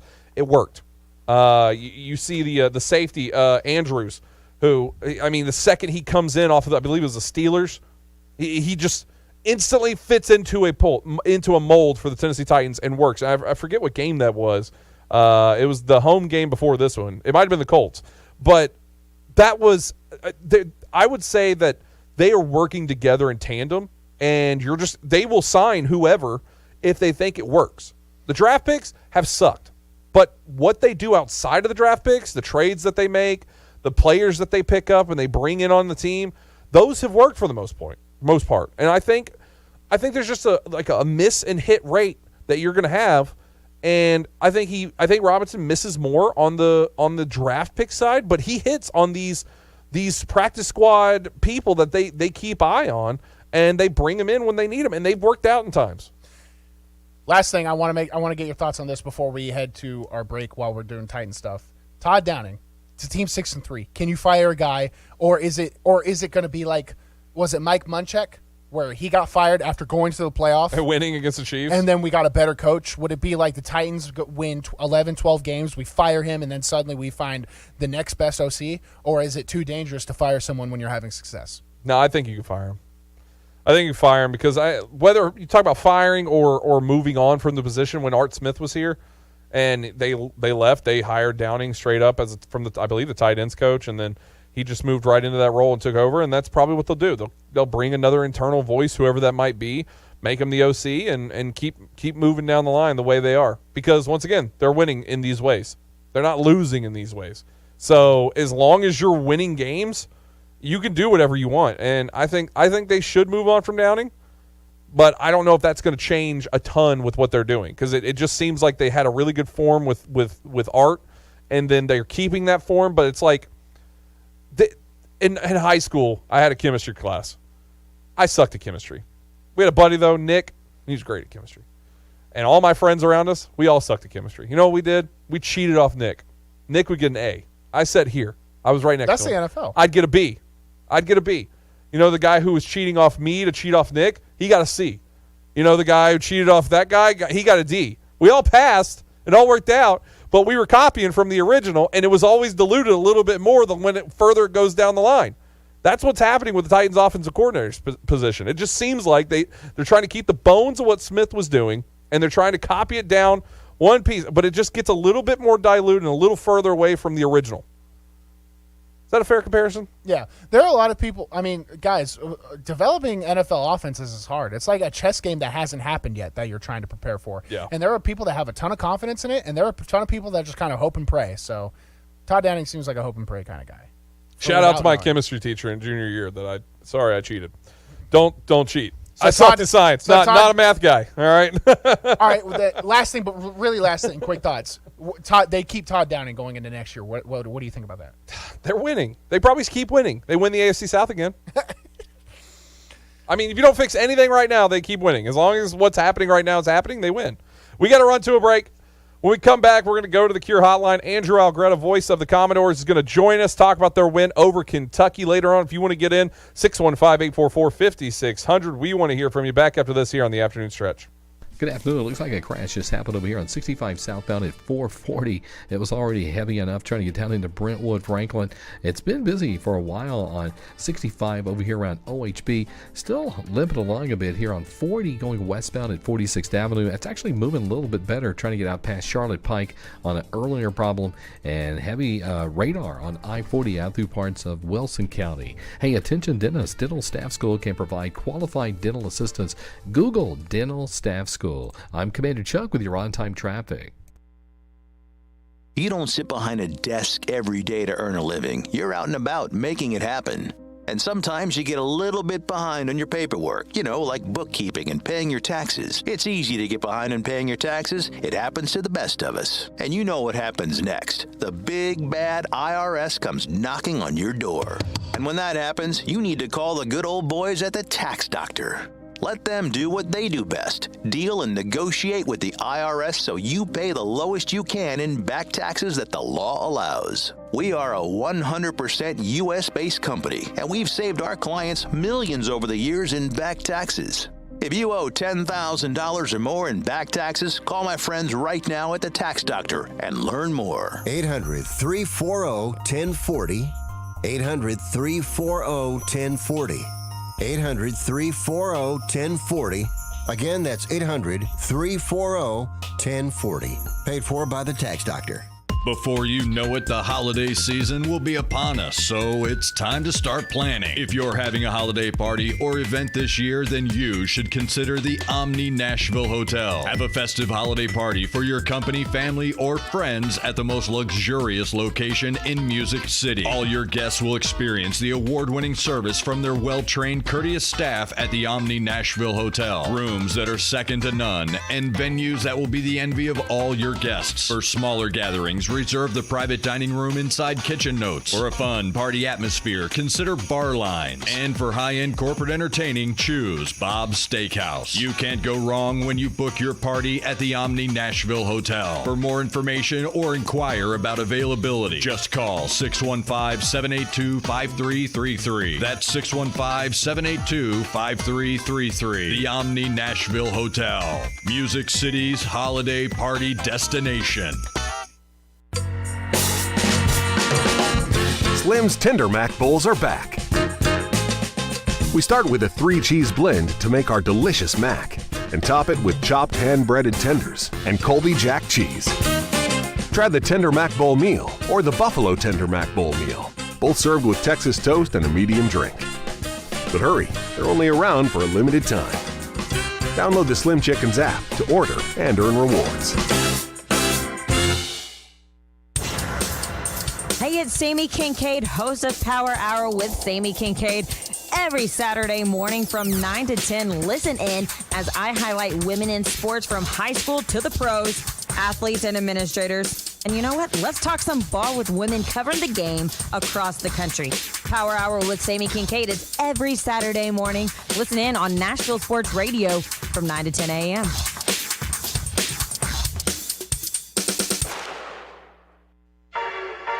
A show called The Afternoon Stretch is a stretch.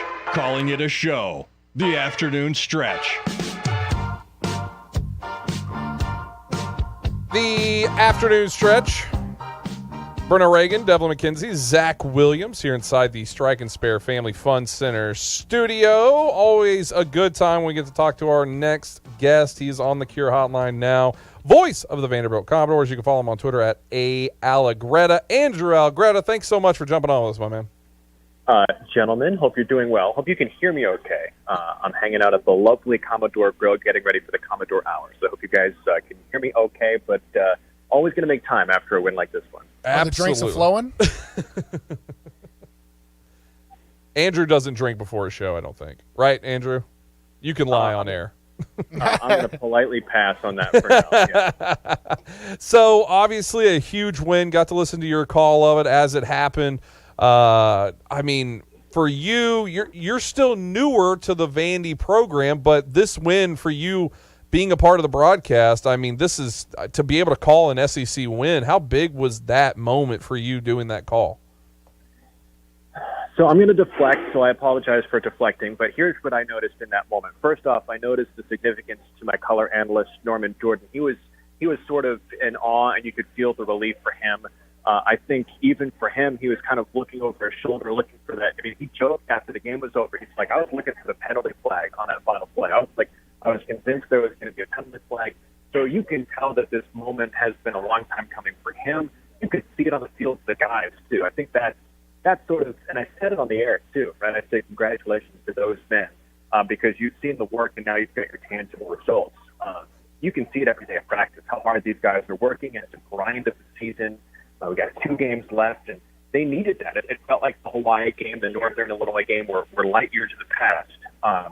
So I think as the game was coming to the conclusion, I noticed what it meant to Norm, and I could see very visibly, and of course, Coach Lee, Coach Game talking with the SEC Network, you could hear it in his voice, what it meant to those guys in the moment. That's what I saw. That's what I felt. On the road, nonetheless, I mean, this team, Bruno and I have talked about it all season long, thinking, okay, there's going to be an SEC win out there. We thought that it was going to be maybe Missouri, South Carolina. I don't think anybody had it in the cards that it was going to be a top 25 team in Kentucky on the road in this win. You know, the only thing Kev and I have talked about throughout the course of the season that left the door open for me against Kentucky was the fact that, and the comparison that I make just knowing my own background, is they play like Virginia basketball in the sense that it is not like Tennessee, right? Tennessee's going to try to throw 60 and 70 down your face, whereas Virginia basketball is going to slow it down, and they at least leave the door open if, UVA misses a few shots and all of that sort of stuff, and then you're right there in it. Well, Kentucky does the same thing. Like, Kentucky is punting on 4th and 3 at midfield or whatever it was in the game, and there's a couple of times where that felt disorienting to me because modern college football says, to heck with it, we're going to go for it, even at midfield or whatever it is. But that's not the way that Mark Stoops plays. And because he plays like that, the door is open for something like this. It doesn't mean it should happen. It doesn't mean it will happen. But the pace of the game is plausible for an upset like this. I wanted to ask you, you got to see him in person, and I was talking about him on the show, Will Levis. Does a guy like that, because it's a big win over a guy, too, that a lot of people are calling the number 1 draft prospect right now.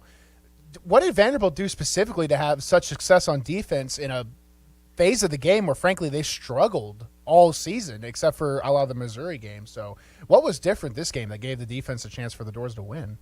Interesting question there, Bruno, and I suspect you've got a couple of punches there. One thing, since you know football yourself, one thing that we talked about quite a bit was Kentucky's struggles with the offensive line. So it's less like, they shut down Will Levis, and they were presented with an opportunity against Kentucky's offensive line, which in terms of sacks is the worst in the conference. They've given up 40 sacks of Will Levis this season. That is the worst period, most offensive sacks given up by a line this year in the conference. So Vandy was presented with an opportunity to rattle Will Levis, and they took it. It sounds like throughout the course of the season, talking with some Kentucky folks, it's been the twist, it's been the stunts, it's been the blitzes that have just thrown Kentucky's offensive line off its game. I mean, heck, Vandy rushed 4, right? So if you go back last year, like, everyone cried foul that Vanderbilt wasn't blitzing against South Carolina on that final drive. And maybe in hindsight, Jesse Minter and Clark Lee wished they had blitzed or whatever. There was also defensive breakdowns in the secondary. Vandy rushed 4 on the final snap of the game. They did it differently, right? So it's not just been, here comes 4 defensive linemen. It's been, okay, here's 4 defensive linemen. We drop 1 and we rush somebody else. But they're still just rushing 4. And they got pressure on Levis. Levis was scrambling on the final play of the game. And part of that has just been the way that Kentucky's offensive line has not been able to protect one of the best quarterbacks. And again, Vandy was presented an opportunity, and good teams take opportunities when they're presented. Talking with the voice of the Vandy Commodores, Andrew Algretta. I'm assuming by now you saw the video of Clark Lee getting very emotional there, talking about building a program. What were your thoughts on that? I'm not surprised, I guess, more than anything. His story is not new to the region. The fact that, he's a Nashville guy, goes to NBA, played here, so on and so forth, comes back and tries to build a program that he cares so much about. really invest in former players by honoring the 82 team last week or 2 weeks ago against South Carolina. Has David Culley around the program. You go to Hawaii and there's, Vanderbilt football alums, talking to the team after practice. There's been no shortage of former players coming back to speak to this program, to speak to what it means to people as they go throughout their, next 40 years of life. So the fact that he would have that emotional reaction after the game is no surprise to me. In fact, I would have been more surprised if he didn't, quite honestly. I'm a big cry guy, so I'm always I cry on this show for the smallest things, Andrew. So seeing that guy cry made me feel so much better. I teared up in a Chick-fil-A parking lot, following the game on Twitter because I didn't have internet. So it was awesome. It was funny. I read that tweet, Bruno. I had a very good cathartic Raising Cane's meal after the ball game too. Before I hit the road, because I drove separately, I was like, you know what, catharsis. If Bruno's going to have a catharsis in the Chick-fil-A parking lot, I'm going to have one of the Raising Cane's parking lots. Absolutely no free shout-outs on this show, though, guys. All right, Bruno, what else you got here? Yeah, so I wanted to. Vanderbilt. It's not an optimal situation when you have two guys who do different things well. You got A.J. Swan. Dude's talented throwing the ball, had like 10 touchdowns, 2 interceptions, gets injured. You have Mike Wright, who might not have the arm talent of an A.J. Swan, but he's the senior leader. He's been leading the ship for a while. He can run the ball like crazy. Dude's a fighter. Clutch time doesn't get to him. But you get to this point now where both have shown good things. If A.J. comes back from injury, do you just roll with Mike Wright at this point? With a win like this, you feel like you have to just go with the guy who has earned it at this point of the season, right? Yeah, I've got no idea. We've got the radio show here with Clark in about 30 minutes. I suppose it's something I could ask Clark, and I don't know if you guys are going to speak with him throughout the course of the week. I hunch, though, and this is just total intuition. This is not me talking with Clark or anybody. I think it's going to be a minute for AJ. Not that he for sure isn't available against Florida. It's Monday of this week, right? But he gets banged up against Mizzou. It takes him 2 weeks to come back, which is totally fine, totally acceptable and what they should do. Now he's got a similar thing going on. And the first one took 2 weeks. I don't necessarily know why the second one would be any shorter. So that's total intuition. So I hear your question, Bruno, but I don't know that it's going to be one that is relevant right away. I don't know, but it does. It's a weird deal, right? Because Mike Wright throttles Hawaii, gets the win against Kentucky. It's AJ that throttles Northern. It is a clunky deal, and trying to figure out how to use both of them in a way that's valuable it's a challenge for Joey Lynch. Again, like you said, and that's the thing. It's not easy to have two quarterbacks that do completely different things, right? It's just, okay, so here's Mike. Well, everyone knows if Mike Wright's into the game, he's gonna run it if it's a dual quarterback situation. And Mike doesn't have the benefit of, his 59-yard touchdown run is set up by a previous play. Well, he doesn't have the benefit of the previous play to set up the time that he comes in and runs. You know what I'm saying? Does that make sense? Absolutely. So, yeah, I don't think it's such an easy deal to just have Mike run the football if AJ were to come back. But I also don't know how that's going to shake out. I genuinely have no idea how that shakes out. Andrew Algreta's been our guest voice of the Vanderbilt Commodores. He has got to get running. He's got the Commodore Hour coming up. You can go to the Commodore Grill and I imagine see that live, right, Andrew? You're not keeping people outside, not able to get in, correct? No. Certainly come on down if you'd like to hear from head coach Clark Lee. He's on the show at 6:30. But, the other benefit, too, we kind of consider ourselves the opening act for the lovely singer-songwriters that take the stage at 7 o'clock. So, you've got your choice of head coach Clark Lee or someone that's going to crank out your next future hit that you hear on the radio. Well, I'm tuning my guitar right now, Andrew, so I'm going to be down there. You can follow him on Twitter. Open mic at 6 p.m. on Tuesday through Friday. Hey, there you go. At A. Algreta. Andrew, thanks so much for jumping on with us, man. As always, guys. Good to talk to you. Good stuff always from Andrew. He texted me. We were talking right after the game. Congratulations on the win. Because I look at it from the broadcaster's point of view, obviously, just doing that myself. I understand a broadcaster's a part of the team. Like more ways than one, right? Like this is what we talked about last week. You win. If you're a part of a winning Super Bowl team, you get a ring in any fashion. Towel boy, broadcaster, doesn't matter. You're getting a ring. Everybody's a part of this. So I know that Andrew was a part of it, so I congratulated him, and the first thing he said, I can't wait to hear Bruno on the show on Mondays. I mean, it's a big win. It's a big win, and you could play the well, this happened, so this could happen game very easily with this.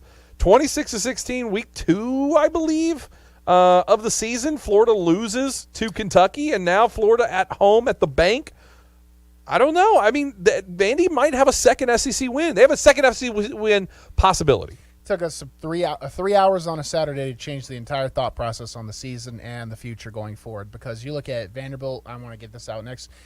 Vanderbilt had a span where they played Georgia, number 1 team in the country, Alabama, no need to even explain that one, and then Ole Miss back to back to back. Next year, we have Hawaii at home, Alabama A&M at home. We play Wake Forest without Sam, their starting quarterback who was in the Heisman talks before the season, UNLV. And then we play Kentucky, Missouri back-to-back at home. We play Auburn, dumpster fire, at home. So there's a much, much more advantageous schedule next year when we get to work out the kinks. So there's, it's really, there's a lot of optimism for Vanderbilt. Another year of Mike Wright? Possibly. I mean, transfer portal is always insane. You never know. But another year of A.J. Swan. I mean, there's real possibility that next year Vandy is a... And A.J. can still redshirt. Yeah. If A.J.'s the backup and Mike wins the job, and A.J. can just take that year as his redshirt. Yeah. You don't have to redshirt your first year. I think you can redshirt any year. Yeah. That's that. Who knows? I mean, is that true? Hey, man, you're the one who played college football. I've just never seen that as a thing that happens. It's only a question that Vanderbilt could find itself in, because you have the super talented young guy that just might not play. I defer to you on the one that played. Sorry, we'll have to get that one followed up. Maybe we'll get Aria Gerson on soon, or Clark Lee, and ask them. Well, Wednesday, great that you mentioned this, because Wednesday we're going to have Aria Gerson on at 4:25. And who else? And Clark Lee. I'm not letting him get away either. 5:05. There is no getting out of this one. And if Clark Lee doesn't come on this show, I'm going scorched earth. If you think I don't ask him about crying, and I don't start crying, I'm already starting thinking about crying right now. Just saying the word crying is making me want to cry. So I hope we get him in, and he starts crying on air. That'd be great. Dude, I'm a big cry guy. Yeah. You know that. Everybody in the show should know. Devlin, do you know that about me? I know. I'm a big cry guy. I cry. I don't care, though. I've never been afraid to cry. Do you like to cry? I'm a crier. You a big crier? Not really. You seem like a repressing kind of guy. Like you hold it in. Yeah. Yeah, no, I let it go. Talking about crying. Right now, my eyes are watering up. Right now, just talking about crying. Don't know why. Just always been that way. I'm willing to let it fly, too. Bruno's not a crier. I've cried after a few things. You've cried, but I'm just saying, like, a crier is somebody like when Clark Lee has a camera in his face, he cries. He's a crier. And that's cool. I cried in the car. You were alone. I'm saying he's got an SEC network camera right in his face. We're talking about on Twitter. Oh, that's true. That's a crier. I can hold back tears if I needed to. I give respect to criers because that shows. That's bleeding blood. You know what I mean? But you're just doing it from your emotions. Your emotions are bleeding. Yeah. And shout out. You want somebody. Hey, if I captain of my ship, we finally win a battle, he better be crying afterwards. Are you kidding me? This show, we do something good. You think I'm not crying after it? Put my emotions in the show. So Clark Lee, head of Vanderbilt football, he should be crying. I want to see him cry. I love that. Well, now that juiced me up. Well, now when we win, we got to start acting like we've been there too, because we've done it. Just still crying every single win. No, yes, that should be the meme. Is Clark Lee crying? Is like but you put don't it want over the logos of the teams we beat. Yes, that should be like other teams don't want to see Clark Lee crying because he's not going to cry when they lose. He's going to cry when Vandy wins. So shout out to crying. If you cry, don't feel bad about it. Crying's good. I'm a big crier. Love crying. I'll do it all day. I don't care. I'll do it. I've done it on this microphone at least 30 times in my time doing shows. At least 30. We have a video of one of them where I'm just crying whenever I announced that we're doing this show. I start boo-hooing like crazy on the show. Remember that? Yeah. That was crazy. Yeah, I was all right. Crying's great. Crying releases a lot. We got to run to a break. If you want to jump in, Cure Hotline, 615-844-5600. Back after this here on the afternoon stretch. Good afternoon. They're moving around 65 southbound at 440, just aggravated all that heavy traffic headed down towards Brentwood. 3rd at Junior Gillian Way. They're still trying to clear up that crash. Opry Mills Drive at Briley Parkway. 2 cars were involved there. Watch for some radar. I-40 out through Mount Juliet and I-40 out through parts of Dixon County. Hey, Nash Painting Services all of Middle Tennessee. Check them out online at nashpainting.com. I'm Commander Chuck with your on-time traffic.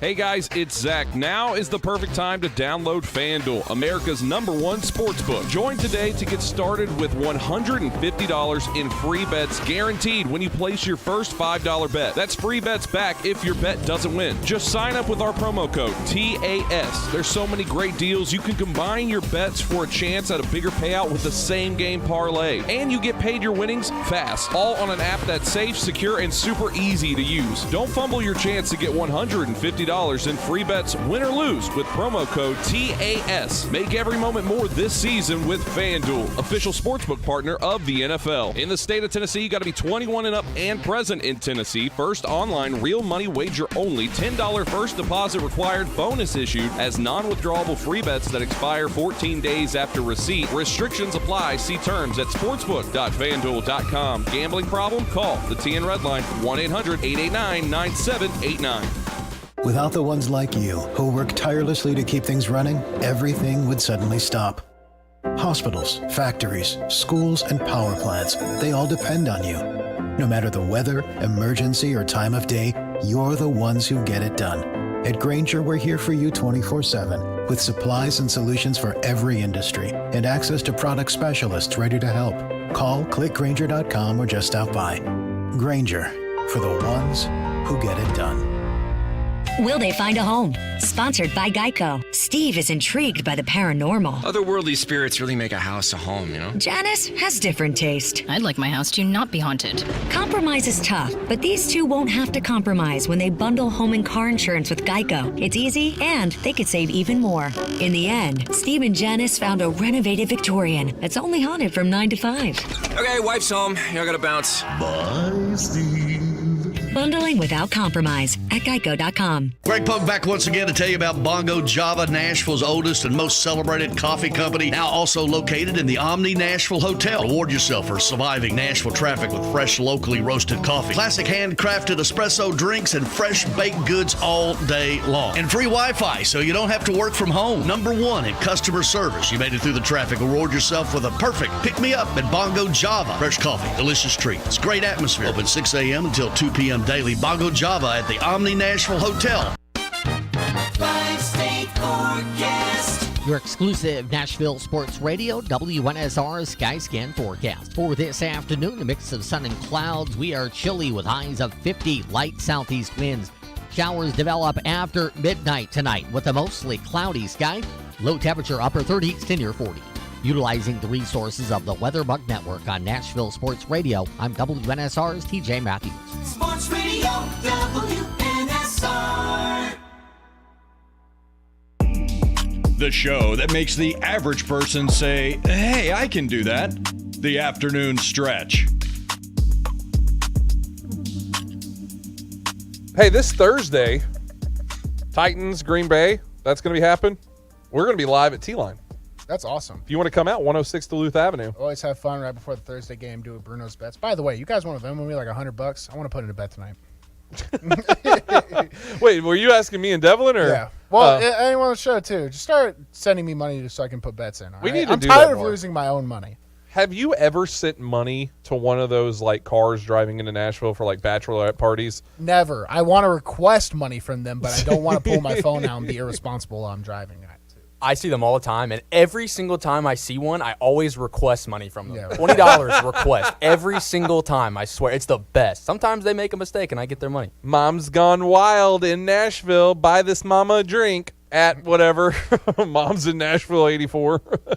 It's nothing better than those people, and you already know what they're doing. They're heading to a winery to go hit on underage men that work as the bartenders. It's just terrible. Hey, if you want to just come out to a place to get some drinks and terrific food, and I'm serious, T-Line this Thursday. We're going to be out there. That's going Pizza's to be pretty great. bomb. I'll probably get the pizza again. I'm telling you, the Tennessee burger is ridiculous. And then what did we have, Devlin? We had the buffalo chicken sandwich. Oh my gosh, And it that was thing! phenomenal. Hey, they're slapped. mozzarella sticks also. As a mozzarella stick connoisseur, You do claim that. yes, because if you have mozzarella sticks or cheese curds, those are my two favorite things. So And their fries are amazing too. I've yet to have something bad, and I'm being.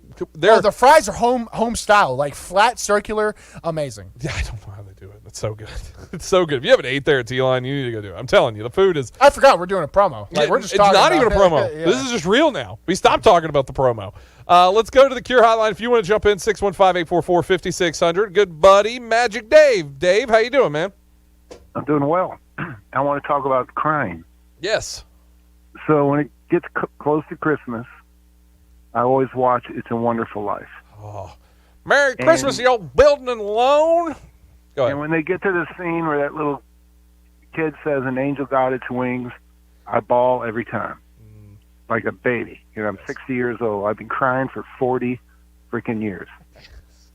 Dave, that warms the cockles of my heart. Crying is great. I bet you Bruno's never even seen It's a Wonderful Life. No That is shot. true. No I shot. have never seen that show or movie. Whatever. It's not a show, you bonehead. It's a movie. I'm not a bonehead. I'm a meathead. Please get it right. You know what's crazy? Dave, you would know this because it was, I guess, actually a little bit before your time when that came out, if I remember right. But wasn't that like that was a movie like people didn't like when it first came out, right? Like they didn't when it was like a made for TV movie. People did not like it, and then all of a sudden, like the '60s or something like that. It was released at the theaters. It came out in the 40s. Yeah. Man, maybe you're the bonehead.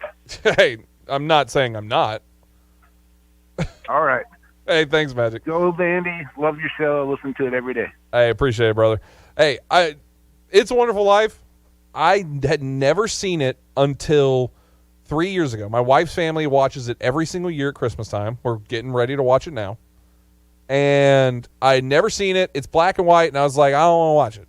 I watched it. I cry every time, too. Is it good? Is that good? Yeah, it's good. And it's hey, super dark. Good. I like for that. like a 1940s, family movie. Well, I like things that deal with real things. So if there's like a real thing that makes it dark, then so be it. And that whole that imitation I did was a tremendous imitation of it. Merry Christmas, you old building alone. That's like to a spot. I was actually mad Dave didn't say anything good about that. I've never seen the movie, but let me guess. Like it's someone who's super like out of it, and then his environment picks him back up. We were talking about it before the show, right? How your environment can be like everything. Yeah, no. Okay. He goes to kill himself, and then a ghost. It's like it's a little bit of Tiny Tim, Scrooge, and all that. Yeah. A ghost shows like this is if like you didn't exist and didn't or you did exist but you didn't meet this woman and lived your life with them and what would happen and all that kind of stuff. No, it's pretty good. Okay. It's actually a great. I mean, I'm not telling anything that anybody probably watching outside of Bruno. Oh no, you spoiled a movie made in the 40s. In the 40s. Oops. I'll tell you a movie that makes me cry. If I'm really wanting a good cry, that's a good one. That's a solid one. Movie that makes me want to cry, Armageddon. That scene at the end with Bruce Willis and Liv Tyler, and he's like with Ben Affleck, and he's like, "You marry my daughter, you're gonna be good," and he's like, "Baby, I'm leaving," and it's like, "Oh no, Daddy, don't go." Oh, dude, I'm wanting to cry right now thinking about it. That's such a. And then you want to know what was the most surprising? But you want to know what was the most? You didn't know I could just bring that out, huh? You didn't think I was gonna throw some Aerosmith out there, huh? Look at Devlin couldn't handle that one. You want to talk about crying? The movie everyone went to with no expectation to cry, but they all did it. You know which one it is? Marley and Me. No, that was a good one. No, because everyone went into the expectation knowing. Oh, I didn't know. It got me by. I cried. No, the 100%. Everyone cried at this movie. The end of Click. Yes. No, he's like, bad, dude, bad, dude. Don't wait till I bad. Is Adam Sandler? No, end of an Adam Sandler. No one saw that coming. Like, and he wakes back up at the Bed Bath & Beyond. You're like, oh, thank God. I have vivid memories of my mom like crying leaving the theater.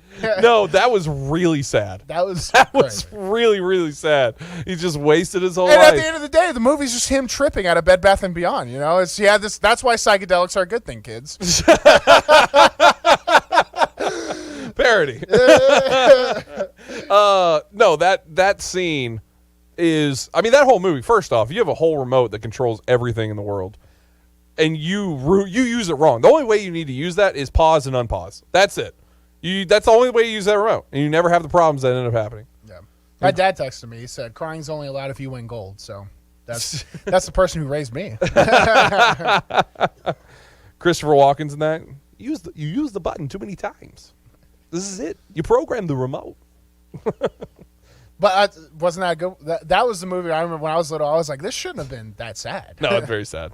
No, it's very sad. That's a good one. What movie makes you cry, Devlin? End of Watch. Oh my God! Yes, that is so sad. Yeah, that'll get you. I'm laughing because of how sad it is. Yeah. That one is. That's a. You've never seen it with Jake Gyllenhaal and I can't remember the other guy's name, but Michael Pena. Yes, Michael Pena. That is a very emotional roller coaster of a movie. That'll make you cry. We're 100% Clark Lee. I'm asking what movies make him cry, just because of this conversation on Wednesday. I'm trying to think of an animated show that did it well. I can't think of any too. Animated. I'll tell you a TV show. The way Futurama ends. Oh yeah. That was the way they ended it. Chef's kiss. Matt Groening did it perfect, and that made me cry because it was just so beautiful. But once again, I'm a crier. I'm on the wings of like Clark Lee. I cry. I cried at the end of Game of Thrones because I was like, my life is ruined. That was the worst season. Dan and Dave Benioff are the greatest enemies that humans can collectively come together. They for all we know, they're sacrificing themselves to be like to unify all the countries. Mountain Beats the Viper. I cried at the end of that. Oh, that was tough. Fast and the Furious 7. After Paul Walker died and they split him off at the end of that. Yeah, the Wiz Khalifa song starts playing. Red Wedding's pretty tough. Too. I was like 14 when that came out, bawling my eyes out. And you were 14 when that came out? I'm getting old. Yeah. Oh, no. Now I'm crying for my mortality.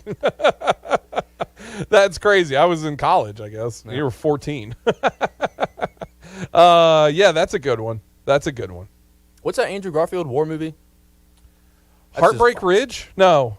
Something like that. Yes. Yeah. Is that's that another it? one. That was holding back tears. It's something like that. Yeah, it's something like that. I haven't seen that one. That's a good one. But any of those kind of like sacrifice stuff, and if somebody's like sacrificing themselves for like the greater good kind of thing, right to my heart every single time. I would hope I would do that in that moment, but I might be crying too hard at the moment to actually end up doing the right thing. Oh, I'm like, oh no! I have no I'm just problem. crying. I can't see the button. I have no problem admitting on these airwaves that I am not the man to make the sacrifice. If you watch those Marvel mashups where it's like Steve Rogers and Iron Man going at it, and then they both go out the way like they criticize each other for. He's like, everything special comes out of a bottle, and he's like, he'll never make the sacrifice, and then it's him. Oh yeah, I cried at that too. The end of Endgame. That's a good one. Endgame was for all the corniness of Marvel movies. That was pretty crazy moment. Yeah. Shout out crying. Shout out criers. Clark Lee, you're one of us. We're all humans, you know. And that brings you back down to that human level. All right, we're done today. Tyson Helton Show coming up at 7 o'clock. Western Kentucky Football Coaches Show. If you want to hear that, it'll be on for you here on this very station. We are done. Vandy women's basketball, 10:45 tomorrow morning for the women's game. Jake Lyman, Teresa Phillips on the call for that one. It's going to be an early one. It's going to get done around 1-ish somewhere. So 10:45, that one's going to be kicking off. Appreciate everybody listening, commenting, calling in, however you talked or listened to us. We appreciate it so much. Remember, if nobody's told you, I love you and you matter. Have a great night. We'll see you tomorrow, Tuesday, here on Nashville Sports Radio.